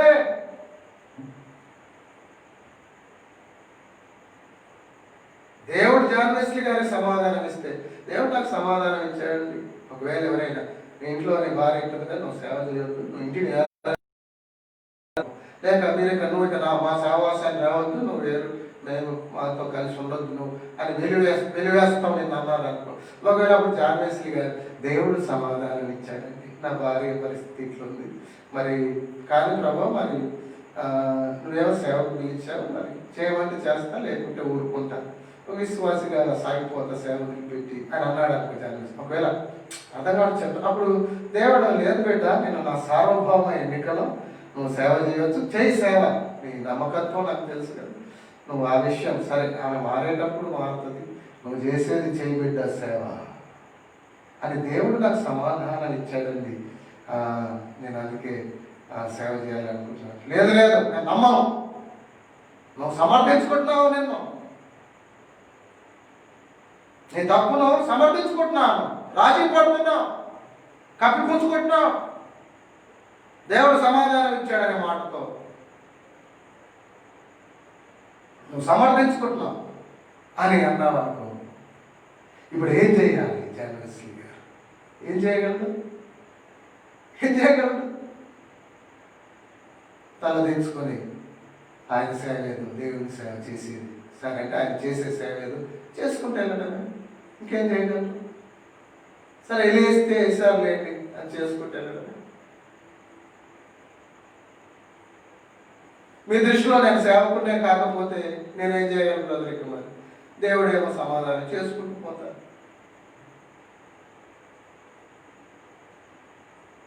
మీ దృష్టిలో నేను సేవకునే కాకపోవచ్చు, వీడు ఒక సేవకుడు అని కూడా మీరు విమర్శించవచ్చు. దేవుడు సమాధానం ఇచ్చాడు. ఇంట్లో వాక్యం ధ్యానించే అవకాశం లేకుండా గుర్రం మీద ధ్యానిస్తైనా చేస్తానని సేవ అని వెళ్ళాడు, సేవ చేశాడు, గొప్పగా వాడబడ్డాడు ప్రపంచవ్యాప్త. జాన్ వెస్లీ ఉజ్జీవాన్ని రివైవల్ తీసుకొచ్చిన వాడు క్రైస్తవ్యంలో. ఏమందాం జాన్ వెస్లీ గారు? ఇంటిని ఏలువాడా ఏలనివాడా?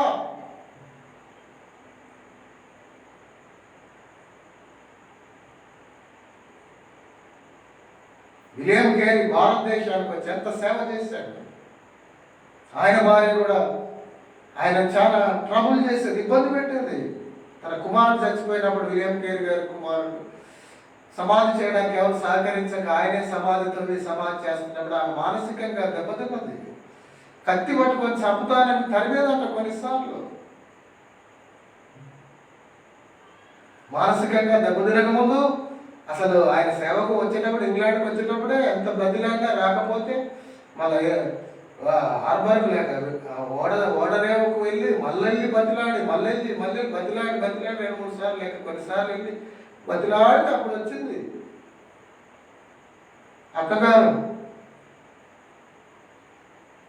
బతిలాడని వచ్చింది ఇండియాకు విలియం కేరీ గారి భార్య. ఎన్నో రకాలుగా ఆమె సహకారంగా లేదు కానీ కొంత ఇబ్బందిగానే ఉంది. చంపుతానని కత్తి తీసుకొని మరి విలియం కేరీ ఎంత సేవ చేశాడు బ్రదర్ భారతదేశంలో? అన్నా మై డియర్ బ్రదర్, గొప్ప వాక్యం తెలిసి ఉండొచ్చు, ఎంత వాక్యం తెలిసి ఉండొచ్చు సోదరా, మంచిదే. నేను గొప్ప పేరు ఉండొచ్చు, మంచిదే. నువ్వు ఒక మాట అంటే అట్లా గీత దాటకుండా ఉండొచ్చు అనేకులు, మంచిదే. మంచిగా వస్తే మంచిది, నీ అంత ఉత్తమంగా కాకుండా నీకు ఎన్నో ఎరిగి ఉండొచ్చు, మంచిది. మరి ఇప్పుడు విలియం కేరీ ఏమనాలో చెప్పు? ఏలువాడా వెనకవాడా? చరిత్రలో నుండి చూపిస్తుందా? బైబిల్లో సమయాలు ఎంతో న్యాయవంతుడుగా బ్రతికాడు, కానీ తర్వాత కుటుంబం లంచగొండలయ్యారు కొడుకులు. బైబిల్లోంచి కూడా ఒక సందర్భం చూద్దాం. సమూయేలు ఒక ప్రవక్త, సమూయేలు ఒక న్యాయాధిపతి, సమూయేలు ఒక దీర్ఘదర్శి, సమూయేలు ఒక యాజకుడు. అంత గొప్ప సేవ రోషంగా చేశాడు సమూయేలు. సమూయేలు గ్రంథం 12వ అధ్యాయం, మొదటి గ్రంథం 12వ అధ్యాయం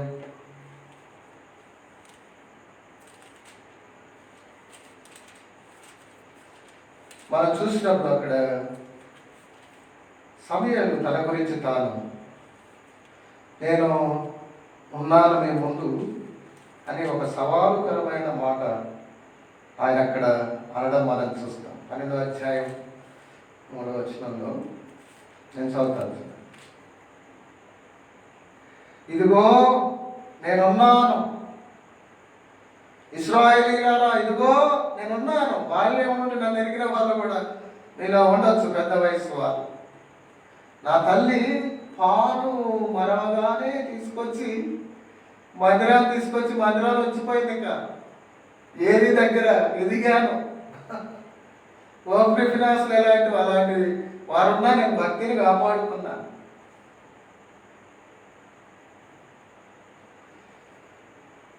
అక్కడ మనం చూసినప్పుడు ఇదిగో నేనున్నాను, నేను ఎవరి ఎద్దునైనను తీసుకొంటినా, ఎవరి గార్ధమునైనను పట్టుకొంటినా, ఎవరికైనా అన్యాయము చేసి తినా, ఎవరినైనా బాధ పెట్టి తినా, న్యాయము నాకు అగపడకుండా ఎవరి యొద్దనైనా లంచము పుచ్చుకొంటినా, అలాగ చేసిన యెహోవా సన్నిధిని ఆయన అభిషేకము చేయించిన వాని ఎదుటను వాడు నా మీదట సాక్ష్యము పలకవలను. అప్పుడు నేను మీ ఎదుట దాన్ని మరలా ఎత్తునను. అప్పుడు 4వ వచనం, నీవు మాకు ఏ అన్యాయమైనను ఏ బాధనైనను చేయలేదు, ఏ మనుషుని వద్ద కానీ నీవు దేనినైనను తీసుకొనలేదని వారు చెప్పగా. హల్లెలూయా! అంత గొప్ప సేవకుడు ఆయన. అయితే నేను సమర్థించట్లేదు సుమా, మళ్ళీ అట్లా ఎప్పుడు అనుకోకండి. ఆయన పిల్లలు కూడా ఏమయ్యారో చూడండి. సమూయేలు పిల్లలు అంత గొప్ప దైవజనుల పిల్లలు. సమూయేలు మొదటి గ్రంథం 8వ అధ్యాయం మొదటి సమూయేలు వృద్ధుడైనప్పుడు తన కుమారులను ఇశ్రాయేలు మీద న్యాయాధిపతులుగా నియమించెను. అతని జ్యేష్ఠ కుమారుని పేరు యోవేలు, రెండవ వారి పేరు అబీయా. వీరు బేర్షెబాలో న్యాయాధిపతులుగా ఉండి అతని కుమారులు అతని ప్రవర్తనను అనుసరింపక, ఇక్కడ కూడా చూడండి, అతని ప్రవర్తనను అనుసరింపక, అతని ప్రవర్తన బాగుంది, అతని వైపు నుండి 100% బాగున్నాడు సమూయేలు, కానీ పిల్లలు అనుసరించలేదు. సమూయేలు 100% చేయాల్సింది. ఏది ఏమన్నా ఓపెన్ ఫినహాస్లో చెప్పే రీతిగా చెప్పలేదని అనేకులు వ్యాఖ్యానిస్తారు. కానీ ఇక్కడ సమూయేలు తన పిల్లల ఎదుట ప్రవర్తన బాగుంది సమూయేలుకి.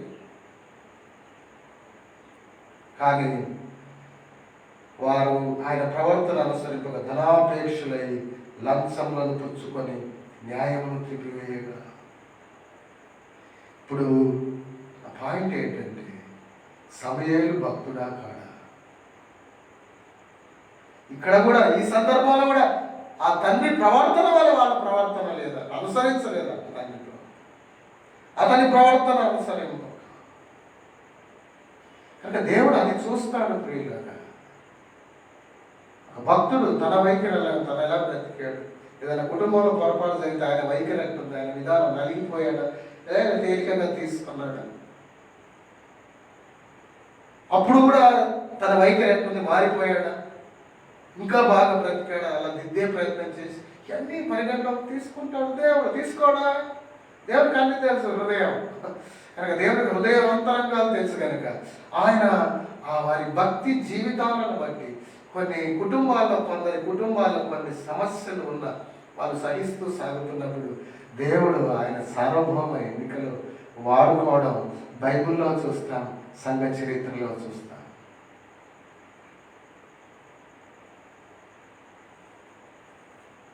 మొదటి మిషనరీ ప్రయాణంలో ఏమండి పౌలు బర్నబాతో బయలుదేరిన మార్కు వెనుదిరిగాడు. తర్వాత పౌలు బర్నబాకు ఏమండి ఎంతో విభేదం ఏర్పడి, లేక వాదం ఏర్పడి వాళ్ళు వద్దు ఆయన పౌలు పల్లెలు తీసుకెళ్దాం ఆయన. అంత గొప్ప స్నేహితులు, అంత గొప్పగా జతపని వారుగా పనిచేసిన వారు ఏమండి వేరైపోయారు మార్కు వల్ల. మరలా దేవుడు మార్కును బాగు చేసి అతడు పరిచర్యకు మంచివాడు తిమోతి తీసుకురా అంటాడు పౌలు. తర్వాత కాలంలో నేను ఇదేందుకు జ్ఞాపకం చేశానంటే ఒక పొరపాటు జరిగింది. ఇది ఇంకో పాయింట్. కానీ ఇది కూడా మనసులో పెట్టుకుంటే దేవుడు వైఖరి చెప్తుంది. ఓ పొరపాటు జరిగింది మార్కు వల్ల. కానీ ఆ మార్కులో ఏమండి పేతురు దగ్గర, బర్నబా దగ్గర, పౌలు దగ్గర నేర్చుకున్న ఏమండి ఆ వాక్యం ఇంకా పని చేస్తూనే ఉంది. ఏదో ఒక విషయంలో వెనుదిరిగి ఉన్నాడేమో. సువార్త ఆ మిషనరీ మొదటి దండయాత్రల వెనక కానీ తాను భక్తిగా బ్రతకాలని ఓ మంచి తీర్మానం చేస్తున్నారు. తన తప్పు తెలుసుకొని ఉంటాడు, లేక తను ఎందుకు అలా చేస్తున్న పశ్చాత్తాపడు. దేవుడు వాళ్ళ అవకాశం ఇచ్చాడు అతనికి. దేవుడు మార్కును ఏమండి మళ్ళా నిలబెట్టాడు. అంటే దేవుడు వైఖరి చెప్తాను. దేవుడు బాగు చేసేవాడు, దేవుడు కట్టేవాడు, దేవుడు బలపరిచేవాడు, దేవుడు ప్రోత్సహించేవాడు. తప్పునే సమర్థించడు దేవుడు. కనుక వాళ్ళంతటా వాళ్ళు ఇష్టానుసారంగా బ్రతుకుతూ ఏమండి కుటుంబాన్ని పట్టించుకోకుండా వాళ్ళు సరిగా లేకుండా సేవ చేస్తుంటే కనుక అతను సంఘాన్ని సరిగా ఏమండి నడిపించకపోవచ్చు, నడిపించని స్థితిలో ఉండొచ్చు, ఉంటారు అలా ఉన్నవాళ్ళు బైబిల్ ప్రకారం. కానీ ఇంకొక విధానంలో ఉన్న వాళ్ళు ఉన్నారు, ఆ మాట అనిపించుకుంటున్న వాళ్ళు. కొందరు సరిగా అవగాహన లేక అంటూ ఉండగా అనిపించుకున్న వాళ్ళు ఉన్నారు. వాళ్ళ నమ్మకస్తులు. వాళ్ళ విషయం జాగ్రత్తగా ఉండాలి. ఇంకొక విషయం నేను చెప్పాలంటే ఏంటంటే ఇక్కడ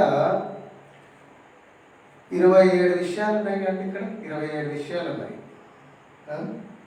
ఈ దైవజనుల యోగ్యతలు. కనుక ఇందులో ఎక్కువ శాతం ఈ విషయాన్ని తీసి చెప్తారు. కానీ ఇక్కడ మనం చూస్తే నిందారైతుడిగా ఉండాలి, ఏకపత్ని పురుషుడుగా ఉండాలి. ఇప్పుడు ఏకపత్ని పురుషుడు అంటే కొందరు రహస్యంగా పాపాలు చేసేవారు, అక్రమ సంబంధాలు ఉన్న వాళ్ళు కూడా ఉన్నారు. అక్కడక్కడ కొందరు ఆయన ఎవరికి ఇవ్వబడకుండా అక్రమ సంబంధం చేస్తుంటాడు. కుటుంబంలో ఇది కనిపిస్తుంది కాబట్టి సిస్టర్ బాగాలేదో లేక పిల్లలు బాగాలేదో కనిపిస్తుంది కదా, కథ బాణాలు ఎక్కువ పెడతాడు. ఈయన రహస్యంగా అవి చేస్తూనే భక్తి పౌరులు చలామణి అవుతుంటారు. కనుక కుటుంబంలో కొందరు సేవకుల కుటుంబంలో ఇలా కనిపిస్తున్నాయి. కొన్ని సేవకురాలు బాగా సరిగా లేకను, పిల్లలు సరిగా లేక కనుక వాటిని ఎత్తిపట్టి ఏమంటే విమర్శలు గుప్పిస్తున్నారు. కానీ మరి కనిపించకుండా పొరపాట్లు జరిగేవి ఎన్నో ఉన్నాయి. ఆ విషయాలు ఎలా ఉన్నారు. కనుక ఇక్కడ మనం చూస్తే నిందారహితుడు, ఏకపత్ని పురుషుడు, మితానుభవుడు, స్వస్థ బుద్ధి గల మర్యాదస్తుడు, అతిథి ప్రియుడు, బోధింపదగిన వాడు, కొట్టువాడుగా ఉండదు, సాత్వికుడు, జగనివాడని వాడు, ధనాపేక్ష లేనివాడు, సంపూర్ణ మాన్యత గలవాడుగా ఉండాలి. ఇవన్నీ కూడా వ్యక్తిగతంగా తనకు తాను తప్పకుండా కలిగి ఉండాల్సినవి.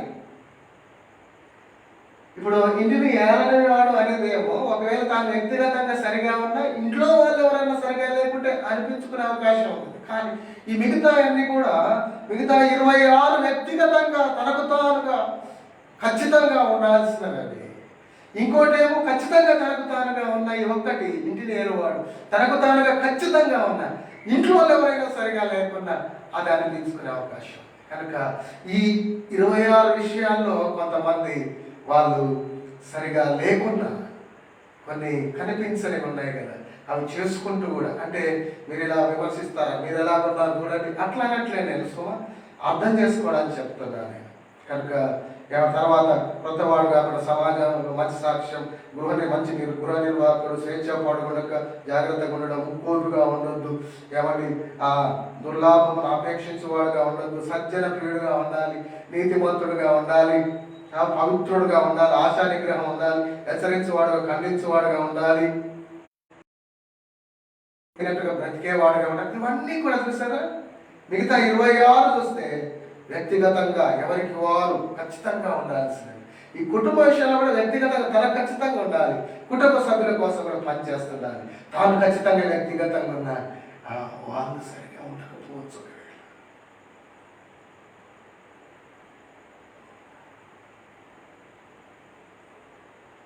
కనుక జాగ్రత్త కలిగి ఉండాలి.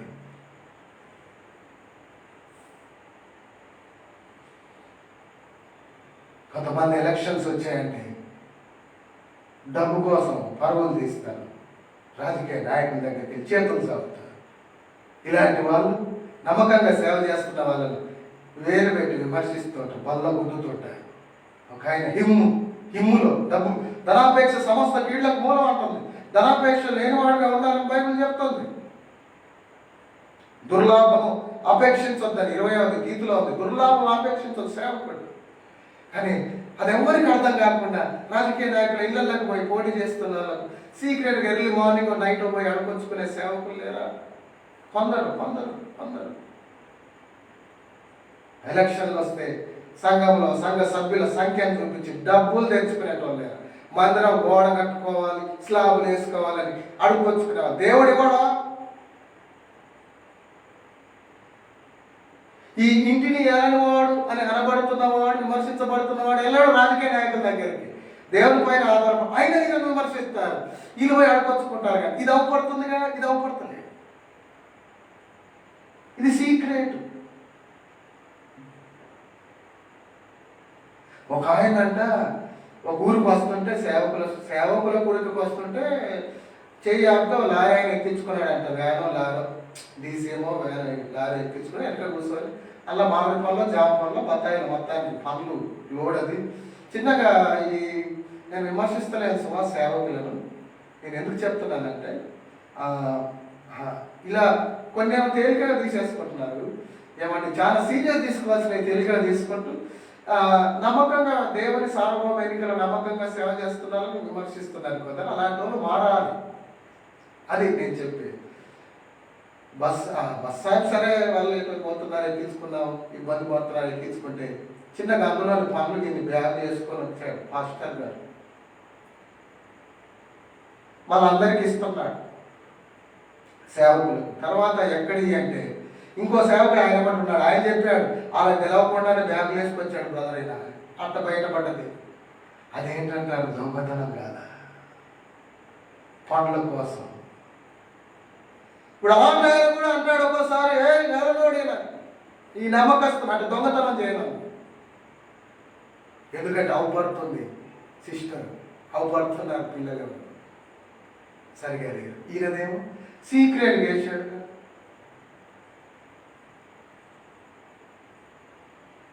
ఒక ఆయన హిమ్ అని ఇన్ని డబ్బులు పెడితే ఇన్ని డబ్బులు వస్తాయని ఆ విజయవాడలో సేవకుడు పెద్ద పేరున్నాయన ఆయన. కానీ ఆయన హిమ్ములో డబ్బులు పెట్టాడంట. ఆ మధ్య ఒక మీటింగ్లో ఒకటే ఇంటిని ఏలని వాళ్ళని దంచుతున్నాడు, బల్ల గుద్దుతున్నాడు. ఇంట్లో ఏగల మోత, బయట పల్లకి మోత అన్నట్టు ఇంకేమేమో చెప్తాను. అదే అని కాకుండా హిమ్ములో పైసలు కట్టాడు, ఇక్కడనేమో ఏలని వాళ్ళు అని బల్ల గుద్దుతున్నాడు. అన్నగారు ఇంట్లో సరిగానే ఉంటారు, చెయ్యిట్టని చెప్తారు, అట్టని చెప్తారు, వాక్యం అని ఎక్కిరిస్తున్నాడు.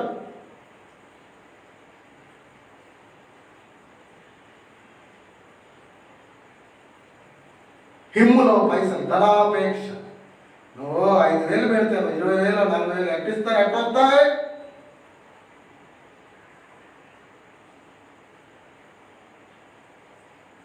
కనుక ఇక్కడ 27 విషయాలు ఉన్నాయి. అందులో 26 వ్యక్తిగతంగా ఎవరికి వారు ఖచ్చితంగా ఉండాల్సినవి. ఈ ఒకటి ఉంది, ఇంటిని ఏలువాడు. ఆయన వ్యక్తిగతంగా ఖచ్చితంగా ఉన్నా ఇంట్లో ఎవరైనా సరిగా లేకుంటే అనిపించుకునే అవకాశం ఉంది. కనుక అతడు బాగున్నాడా లేదా అది పరిగణలోకి తీసుకోవాలా. పురుషోత్తం చౌదరి ఒక బ్రాహ్మణుడు. ఏమంటే ఆయన 7 గురువుల దగ్గరికి వెళ్ళాడు, శాంతి కావాలని. ఆయన దొరకలేదు. ఏమంటే వేరే క్రైస్తవేతరంలో 7 గురువుల దగ్గరికి వెళ్ళి దొరకలేదు. ఆయనకు 2 పత్రికలు దొరికాయి. ఏమంటే నిలువలని పొరుగువారిని ప్రేమించము, నన్ను వెతికినాడుగా శ్రద్ధగా నన్ను కనుగొందు అని పత్రికలు దొరికితే యేసుని నమ్ముకున్నాడు. మరి ఎక్కడి అని ఈ ఎందులో అని ప్రతులివి అని వెతికి తెలుసుకోగా బైబిల్ అని వాళ్ళు తెలిసి ఒక మిషనరీ దగ్గరికి వెళ్ళి, అయ్యా బైబిల్ అంటే ఆ రోజులు ఇంకా తెలుగు బైబిల్ అచ్చగాలి, ఈయనకేమో ఇంకా ఇంగ్లీష్ రాదు. అప్పుడు లూకాసు వార్త ఇచ్చాడంట మిషనరీ, ఫస్ట్ తెలుగులో అందుబాటులో ఉన్నది. బాగా చదువుకుంటూ ఇక యేసుప్రభు గురించి తెలుసుకొని సత్యం అర్థమై పాప క్షమాపణ పొందాలంటే యేసుప్రభు అని అర్థమై యేసుప్రభు విశ్వసించిన తర్వాత కొత్త నిబంధన కూడా ప్రింట్ అయ్యాక ఏమండి తెలుగులో అది కూడా ఇచ్చాడంట. ఆ కాలంలో ఆ మిషనరీ ఇచ్చినప్పుడు తెలుసుకొని విశ్వసించి రక్షణ పొందాడు. ఇంట్లో వాళ్ళు కులం వెలివేసింది.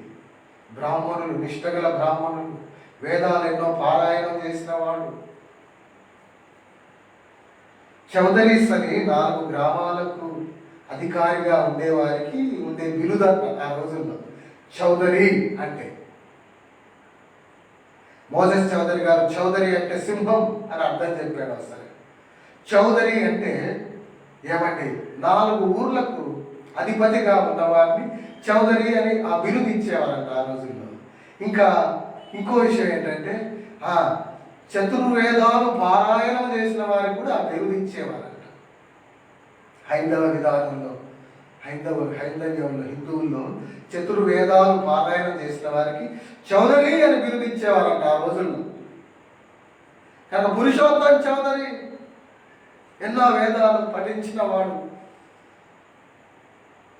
నిష్టగల బ్రాహ్మణుడు. బెంగాల్ నుండి వచ్చారు, ఉండేవారంట ఆ ప్రాంతాల్లో నాయకులకు, పరిపాలకులు. అలాంటి వాడు యేసుప్రభువు నమ్ముకున్నాడు. తన మేనమామ బిడ్డని పెళ్లి చేసుకున్నాడు. ఏమండి ఆమె పేరు రాధామణిదేవి. యేసుప్రభువు నమ్మాడంటే కులం వెలివేసేసింది. భార్య, తల్లి కూడా ఇంట్లోకి రానివ్వట్లేదు, భార్య ఇంట్లో రానివ్వట్లేదు. నన్ను రానివాడి ఇంట్లోకి రానివ్వట్లేదంట. కిటికీ తీసి భార్య బయటికి చేతులు పెట్టి గాజులు పలగొడుతుందంట. పురుషోత్తం చౌదరి యేసుప్రభువు నమ్ముకున్నాను.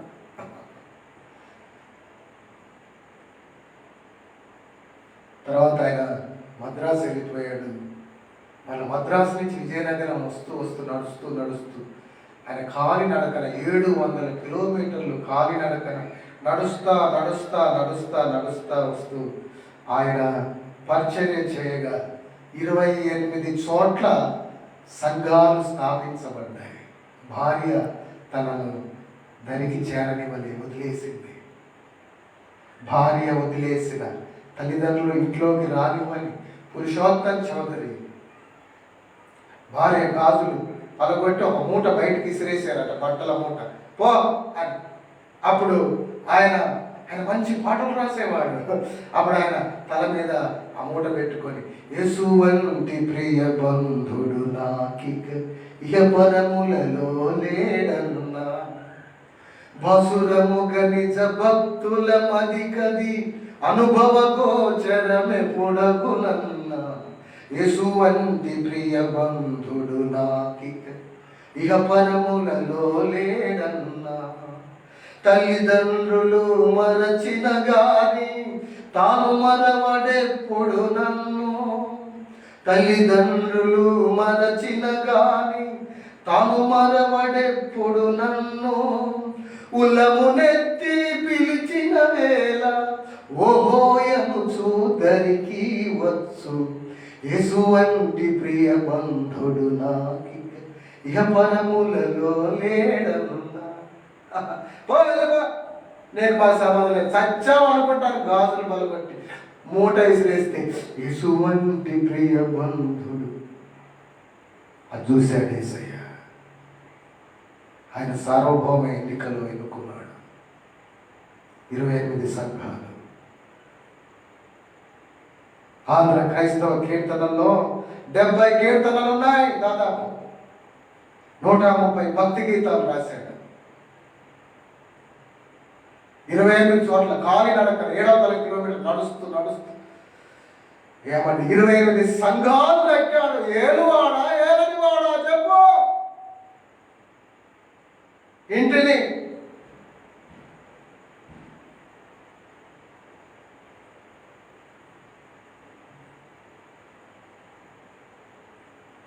చెప్పు, ఏలువాడా. ఒకసారి ఆ ఊరు గుండా వెళ్ళాల్సి వచ్చి ఇంటి ముందరికి వెళ్తే, అమ్మ అన్నం పెట్టండి అని ఆయన విన్నవించుకుంటే భార్య ఆయన చూసి గుర్తుపట్టి ఇంట్లో నుంచి పులిహోర తెచ్చింది. ఆ పులిహోర తెచ్చి ఎక్కడేసిందంటే గేదె పేడేస్తే ఆ పేడని వేసి తినో అంటుందంట. ఆయన నవ్వుకుంటూ గేదె పేడ మీది పులిహోర తింటూ యేసుడు నా అన్నగాదా అని పాడు.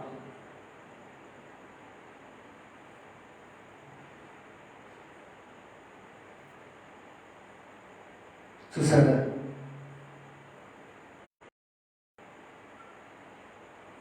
జీవరత్నం గారు, విలియం కేరీ గారు,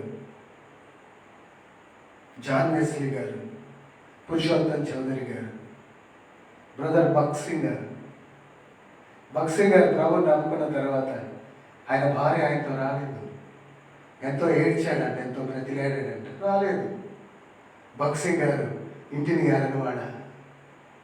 ఎంత సేవ, ఎన్ని దేశాల్లో సంఘాలు. ఎందుకు తొందరపడి విమర్శిస్తారు? ఎందుకు తొందరపడి నమ్మకస్తుని కూల్చడానికి చూస్తారు? మీ మాటలతో ఎందుకు నమ్మకస్తుని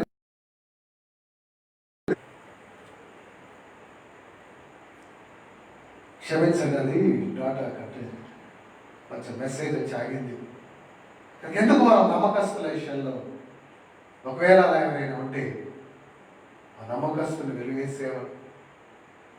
దేవుని సార్వభౌమ ఎన్నికలో తన వైపు నుండి ఏ తప్పు లేకుండా సరిగా పరిచయం చేస్తూ ఉండగా, కుటుంబంలో సరిగా పరిస్థితి లేకుండా అలాంటి వారి జీవితాన్ని చూసి దేవుడు వాడుకుంటుంటే నీవు అర్థం చేసుకోక ఒకవేళ వెలివేసిన, విమర్శిస్తున్న, గతంలో విమర్శించిన సరి చేసుకో.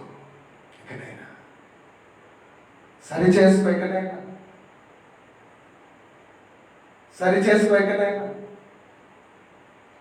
కనుక బక్సింగ్ గారు, విలియం కేరీ గారు, జాన్ వెస్లీ గారు, పురుషోత్తం చౌదరి గారు, రాజబాబు గారు, గండిగుంట రాజబాబు గారు, మరణ ఛాయలలో మెరిసిన నీ ప్రేమ, నలిగిన బ్రతుకున కురిసిన నీ కృప, నన్ను బలపరచెనయ్యా. ఆయన రాసిన పాట. నిబంధనా జనులో నిరీక్షణాధనులో ఘనుడగు యేసుని సిలువ రక్తపు సంబంధులం, మేము నిబంధనా జనులు. ఆయన రాసింది. ఎన్ని అద్భుతమైన పాటలు, ఎన్ని అద్భుతమైన పాటలు. కలువరి యాగమే లోక కళ్యాణము, సిలువరు ధీరమే పాప పరిహారము, కళ్యాణము. హల్లెలూయా, ఆమేన్, హల్లెలూయా, హల్లెలూయా, ఆమేన్, హల్లెలూయా. యేసయ్యా, యేసయ్యా, యేసయ్యా, యేసయ్యా, ఏమని వివరింతు నీ ప్రేమ, ఏమని వర్ణింతు నీ మహిమ. ఇలాంటి పాటలు పిల్లరా. ఆయన భార్య రాలేదండి. ఒక నక్సలైట్గా ఉన్నప్పుడు ఆయన యేసులో నమ్ముకో, తాగుబోతుగా ఉన్నప్పుడు బాగానే ఉంది ఆయన భార్య. కానీ ఆయన ఒక నక్సలైట్ మారి, తాగుబోతు మారి యేసులో విశ్వసించి రక్షించమని సేవ చేస్తుంది. నువ్వు అటెల్లో తిట్టెల్లో సేవ ఎవరు కట్టి వెళ్ళిపోవద్దు అని అంటుంటే, నేను దేవుని సేవ చేయకుండా ఉండలేను, నువ్వు సేవకు సహకరించాలి తప్పకుండా. నేను సహకరించాను, నేను ఉండను అని ఆమె వెళ్ళిపోయింది. ఆయన ఎంతో ప్రయత్నం చేశాడు ఉంచడానికి. కొంతమంది సేవకులు చెప్పి చూశారు, ఆమె ఉండకుండా వెళ్ళిపోయింది. సిద్దిపేట ప్రకాష్ అన్న గారు ట్రై చేశారు ఆమె వెళ్ళకుండా ఉండడానికి. ఆమె వెళ్ళిపోయింది అని తెలిసింది, వెళ్ళిపోయింది. మరి అయినా నమ్మకంగా సేవ చేశాడు. భార్య వెళ్ళలేదు, ఏలువాడ వెళ్ళనివాడ. ఆయన మనసులో బాధ లేదా భార్య వెళ్ళిపోయిందని? అయినా ఆ బాధను భరిస్తాను, ఉండట్లేదు, రావట్లేదని ఓర్చుకుంటూ సేవ చేసేసాడు. సంఘస్థులు ఆయన అర్థం చేసుకున్నారు. ఓ పాటలో తోడులేని మోడునైతి నీడ నీవేసయ్యా, నా దారి నీవయ్యా, దారి నీ యేసయ్యా నా యేసయ్యా తోడులేని మోడునైతి నీడని తోడు లేదున్నయ్యానయ్యా. నా భార్య వెళ్ళిపోయింది, రావట్లేదు, నా నీడ నువ్వే. గండిగుంట, కృష్ణా జిల్లా గండిగుంట రాజబాబన్న ఇంటిని ఏలువాడా ఏలనివాడా, గెలిచినవాడా ఓడిపోయినవాడా,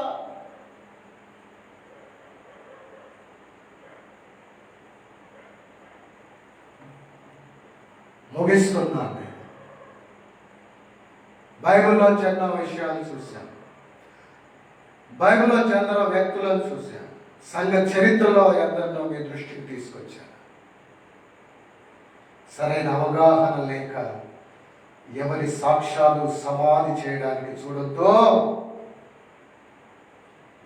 సరైన అవగాహన లేక ఓ నమ్మకస్తుంది, ఒక యథార్థమవుతుంది, వెలివెలియొద్దు.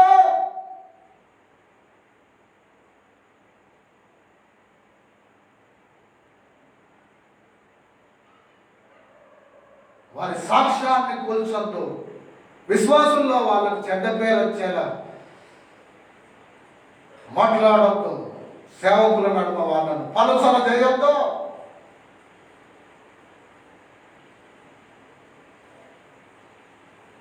తమకు తాముగా తప్పులు చేసి ఎలని వాడు అనిపించుకున్న వాళ్ళు ఉన్నారు. వాళ్ళు ఎలని వారుగానే ఉన్నారు నిజంగా.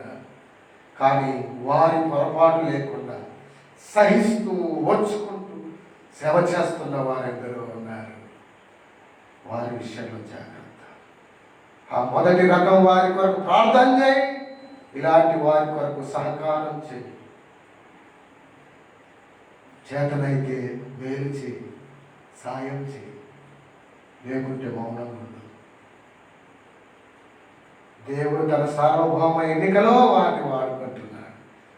నీవు అవరోధంగా ఉంటే దేవుని సార్వభౌమ ఎన్నికకు అవరోధం. నువ్వు దేవుని సార్వభౌమ ఎన్నికను అడ్డగిస్తున్నావు. ములికోలలకు ఎదురుదల. జాగ్రత్త. కనుక దేవుని సేవకుల దైవజనుల యోగ్యతలు అనే శీర్షిక మనం ధ్యానిస్తున్నాం. అందులో ఈరోజు ఇంటిని ఏలువాడు అంటే ఎవరు మనం చూసాం. కనుక మనము గతంలో తెలుసో తెలియక పొరపాటు ఈ విషయంలో అవగాహన లేక ఏదైనా చేస్తుంటే దేవుని దగ్గర క్షమాపణ అడుగుదాం.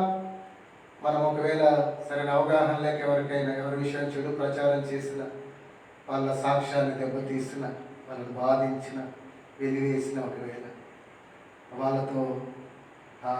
వాళ్ళను కలుస్తాం, వాళ్ళతో సత్సంబంధాలు కలిగి ఉందాం, వాళ్ళని ప్రోత్సహిద్దాం, వాళ్ళతో ఆనందంగా సాగుదాం. ఏమండి, ఆ యొక్క జీవరత్నం గారు హుస్నాబాద్ జయరాజ్ అన్నకు భార్య చుట్టదాగేది, భార్య కుష్ఠరోగి బూతులు మాట్లాడేది, చర్చికే రాకపోయేదాన్ని, వృద్ధాప్యం వచ్చింది. మరి ఆయన ఏమంటే హుస్నాబాద్ జయరాజ్ అన్న స్నేహితుడు, గొప్ప దైవజనుడు. ఆయనను అర్థం చేసుకొని ఆయన విషయాన్ని దేవుని సార్వభౌమ ఎన్నిక అర్థమైంది కనుక తనతో స్నేహం చేశాడు. సిద్దిపేట ప్రకాష్ అన్న ఆయన గురించి సాక్ష్యం చెప్పాడు.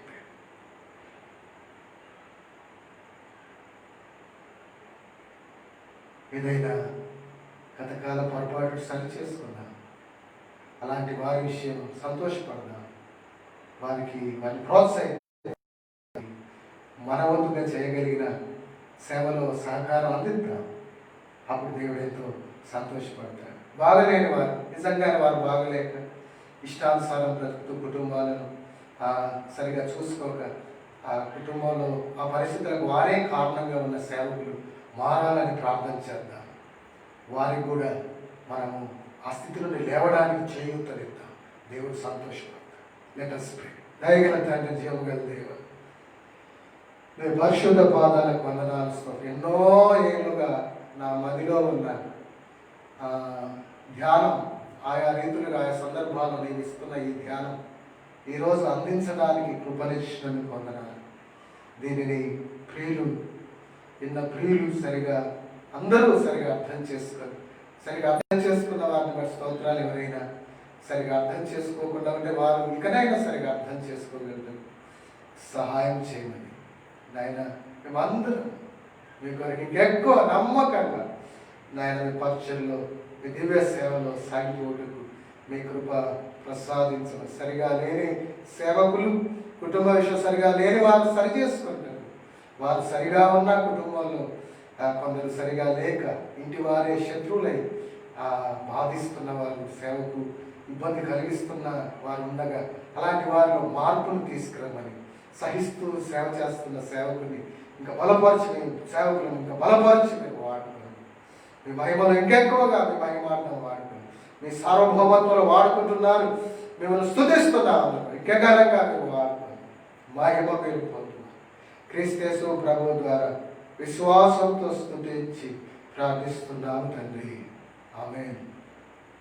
పరలోకమందున్న తండ్రి యొక్కయు మన విమోచకుడు సజీవుడైన యేసుక్రీస్తు ప్రభు యొక్కయు పరిశుద్ధాత్మ దేవుని అన్యోన్య సన్నిధి సహవాసం మనకును తను ప్రేమించు సకల పరిశుద్ధులకు సదాకాలం తోడైండును గాక. ఆమేన్.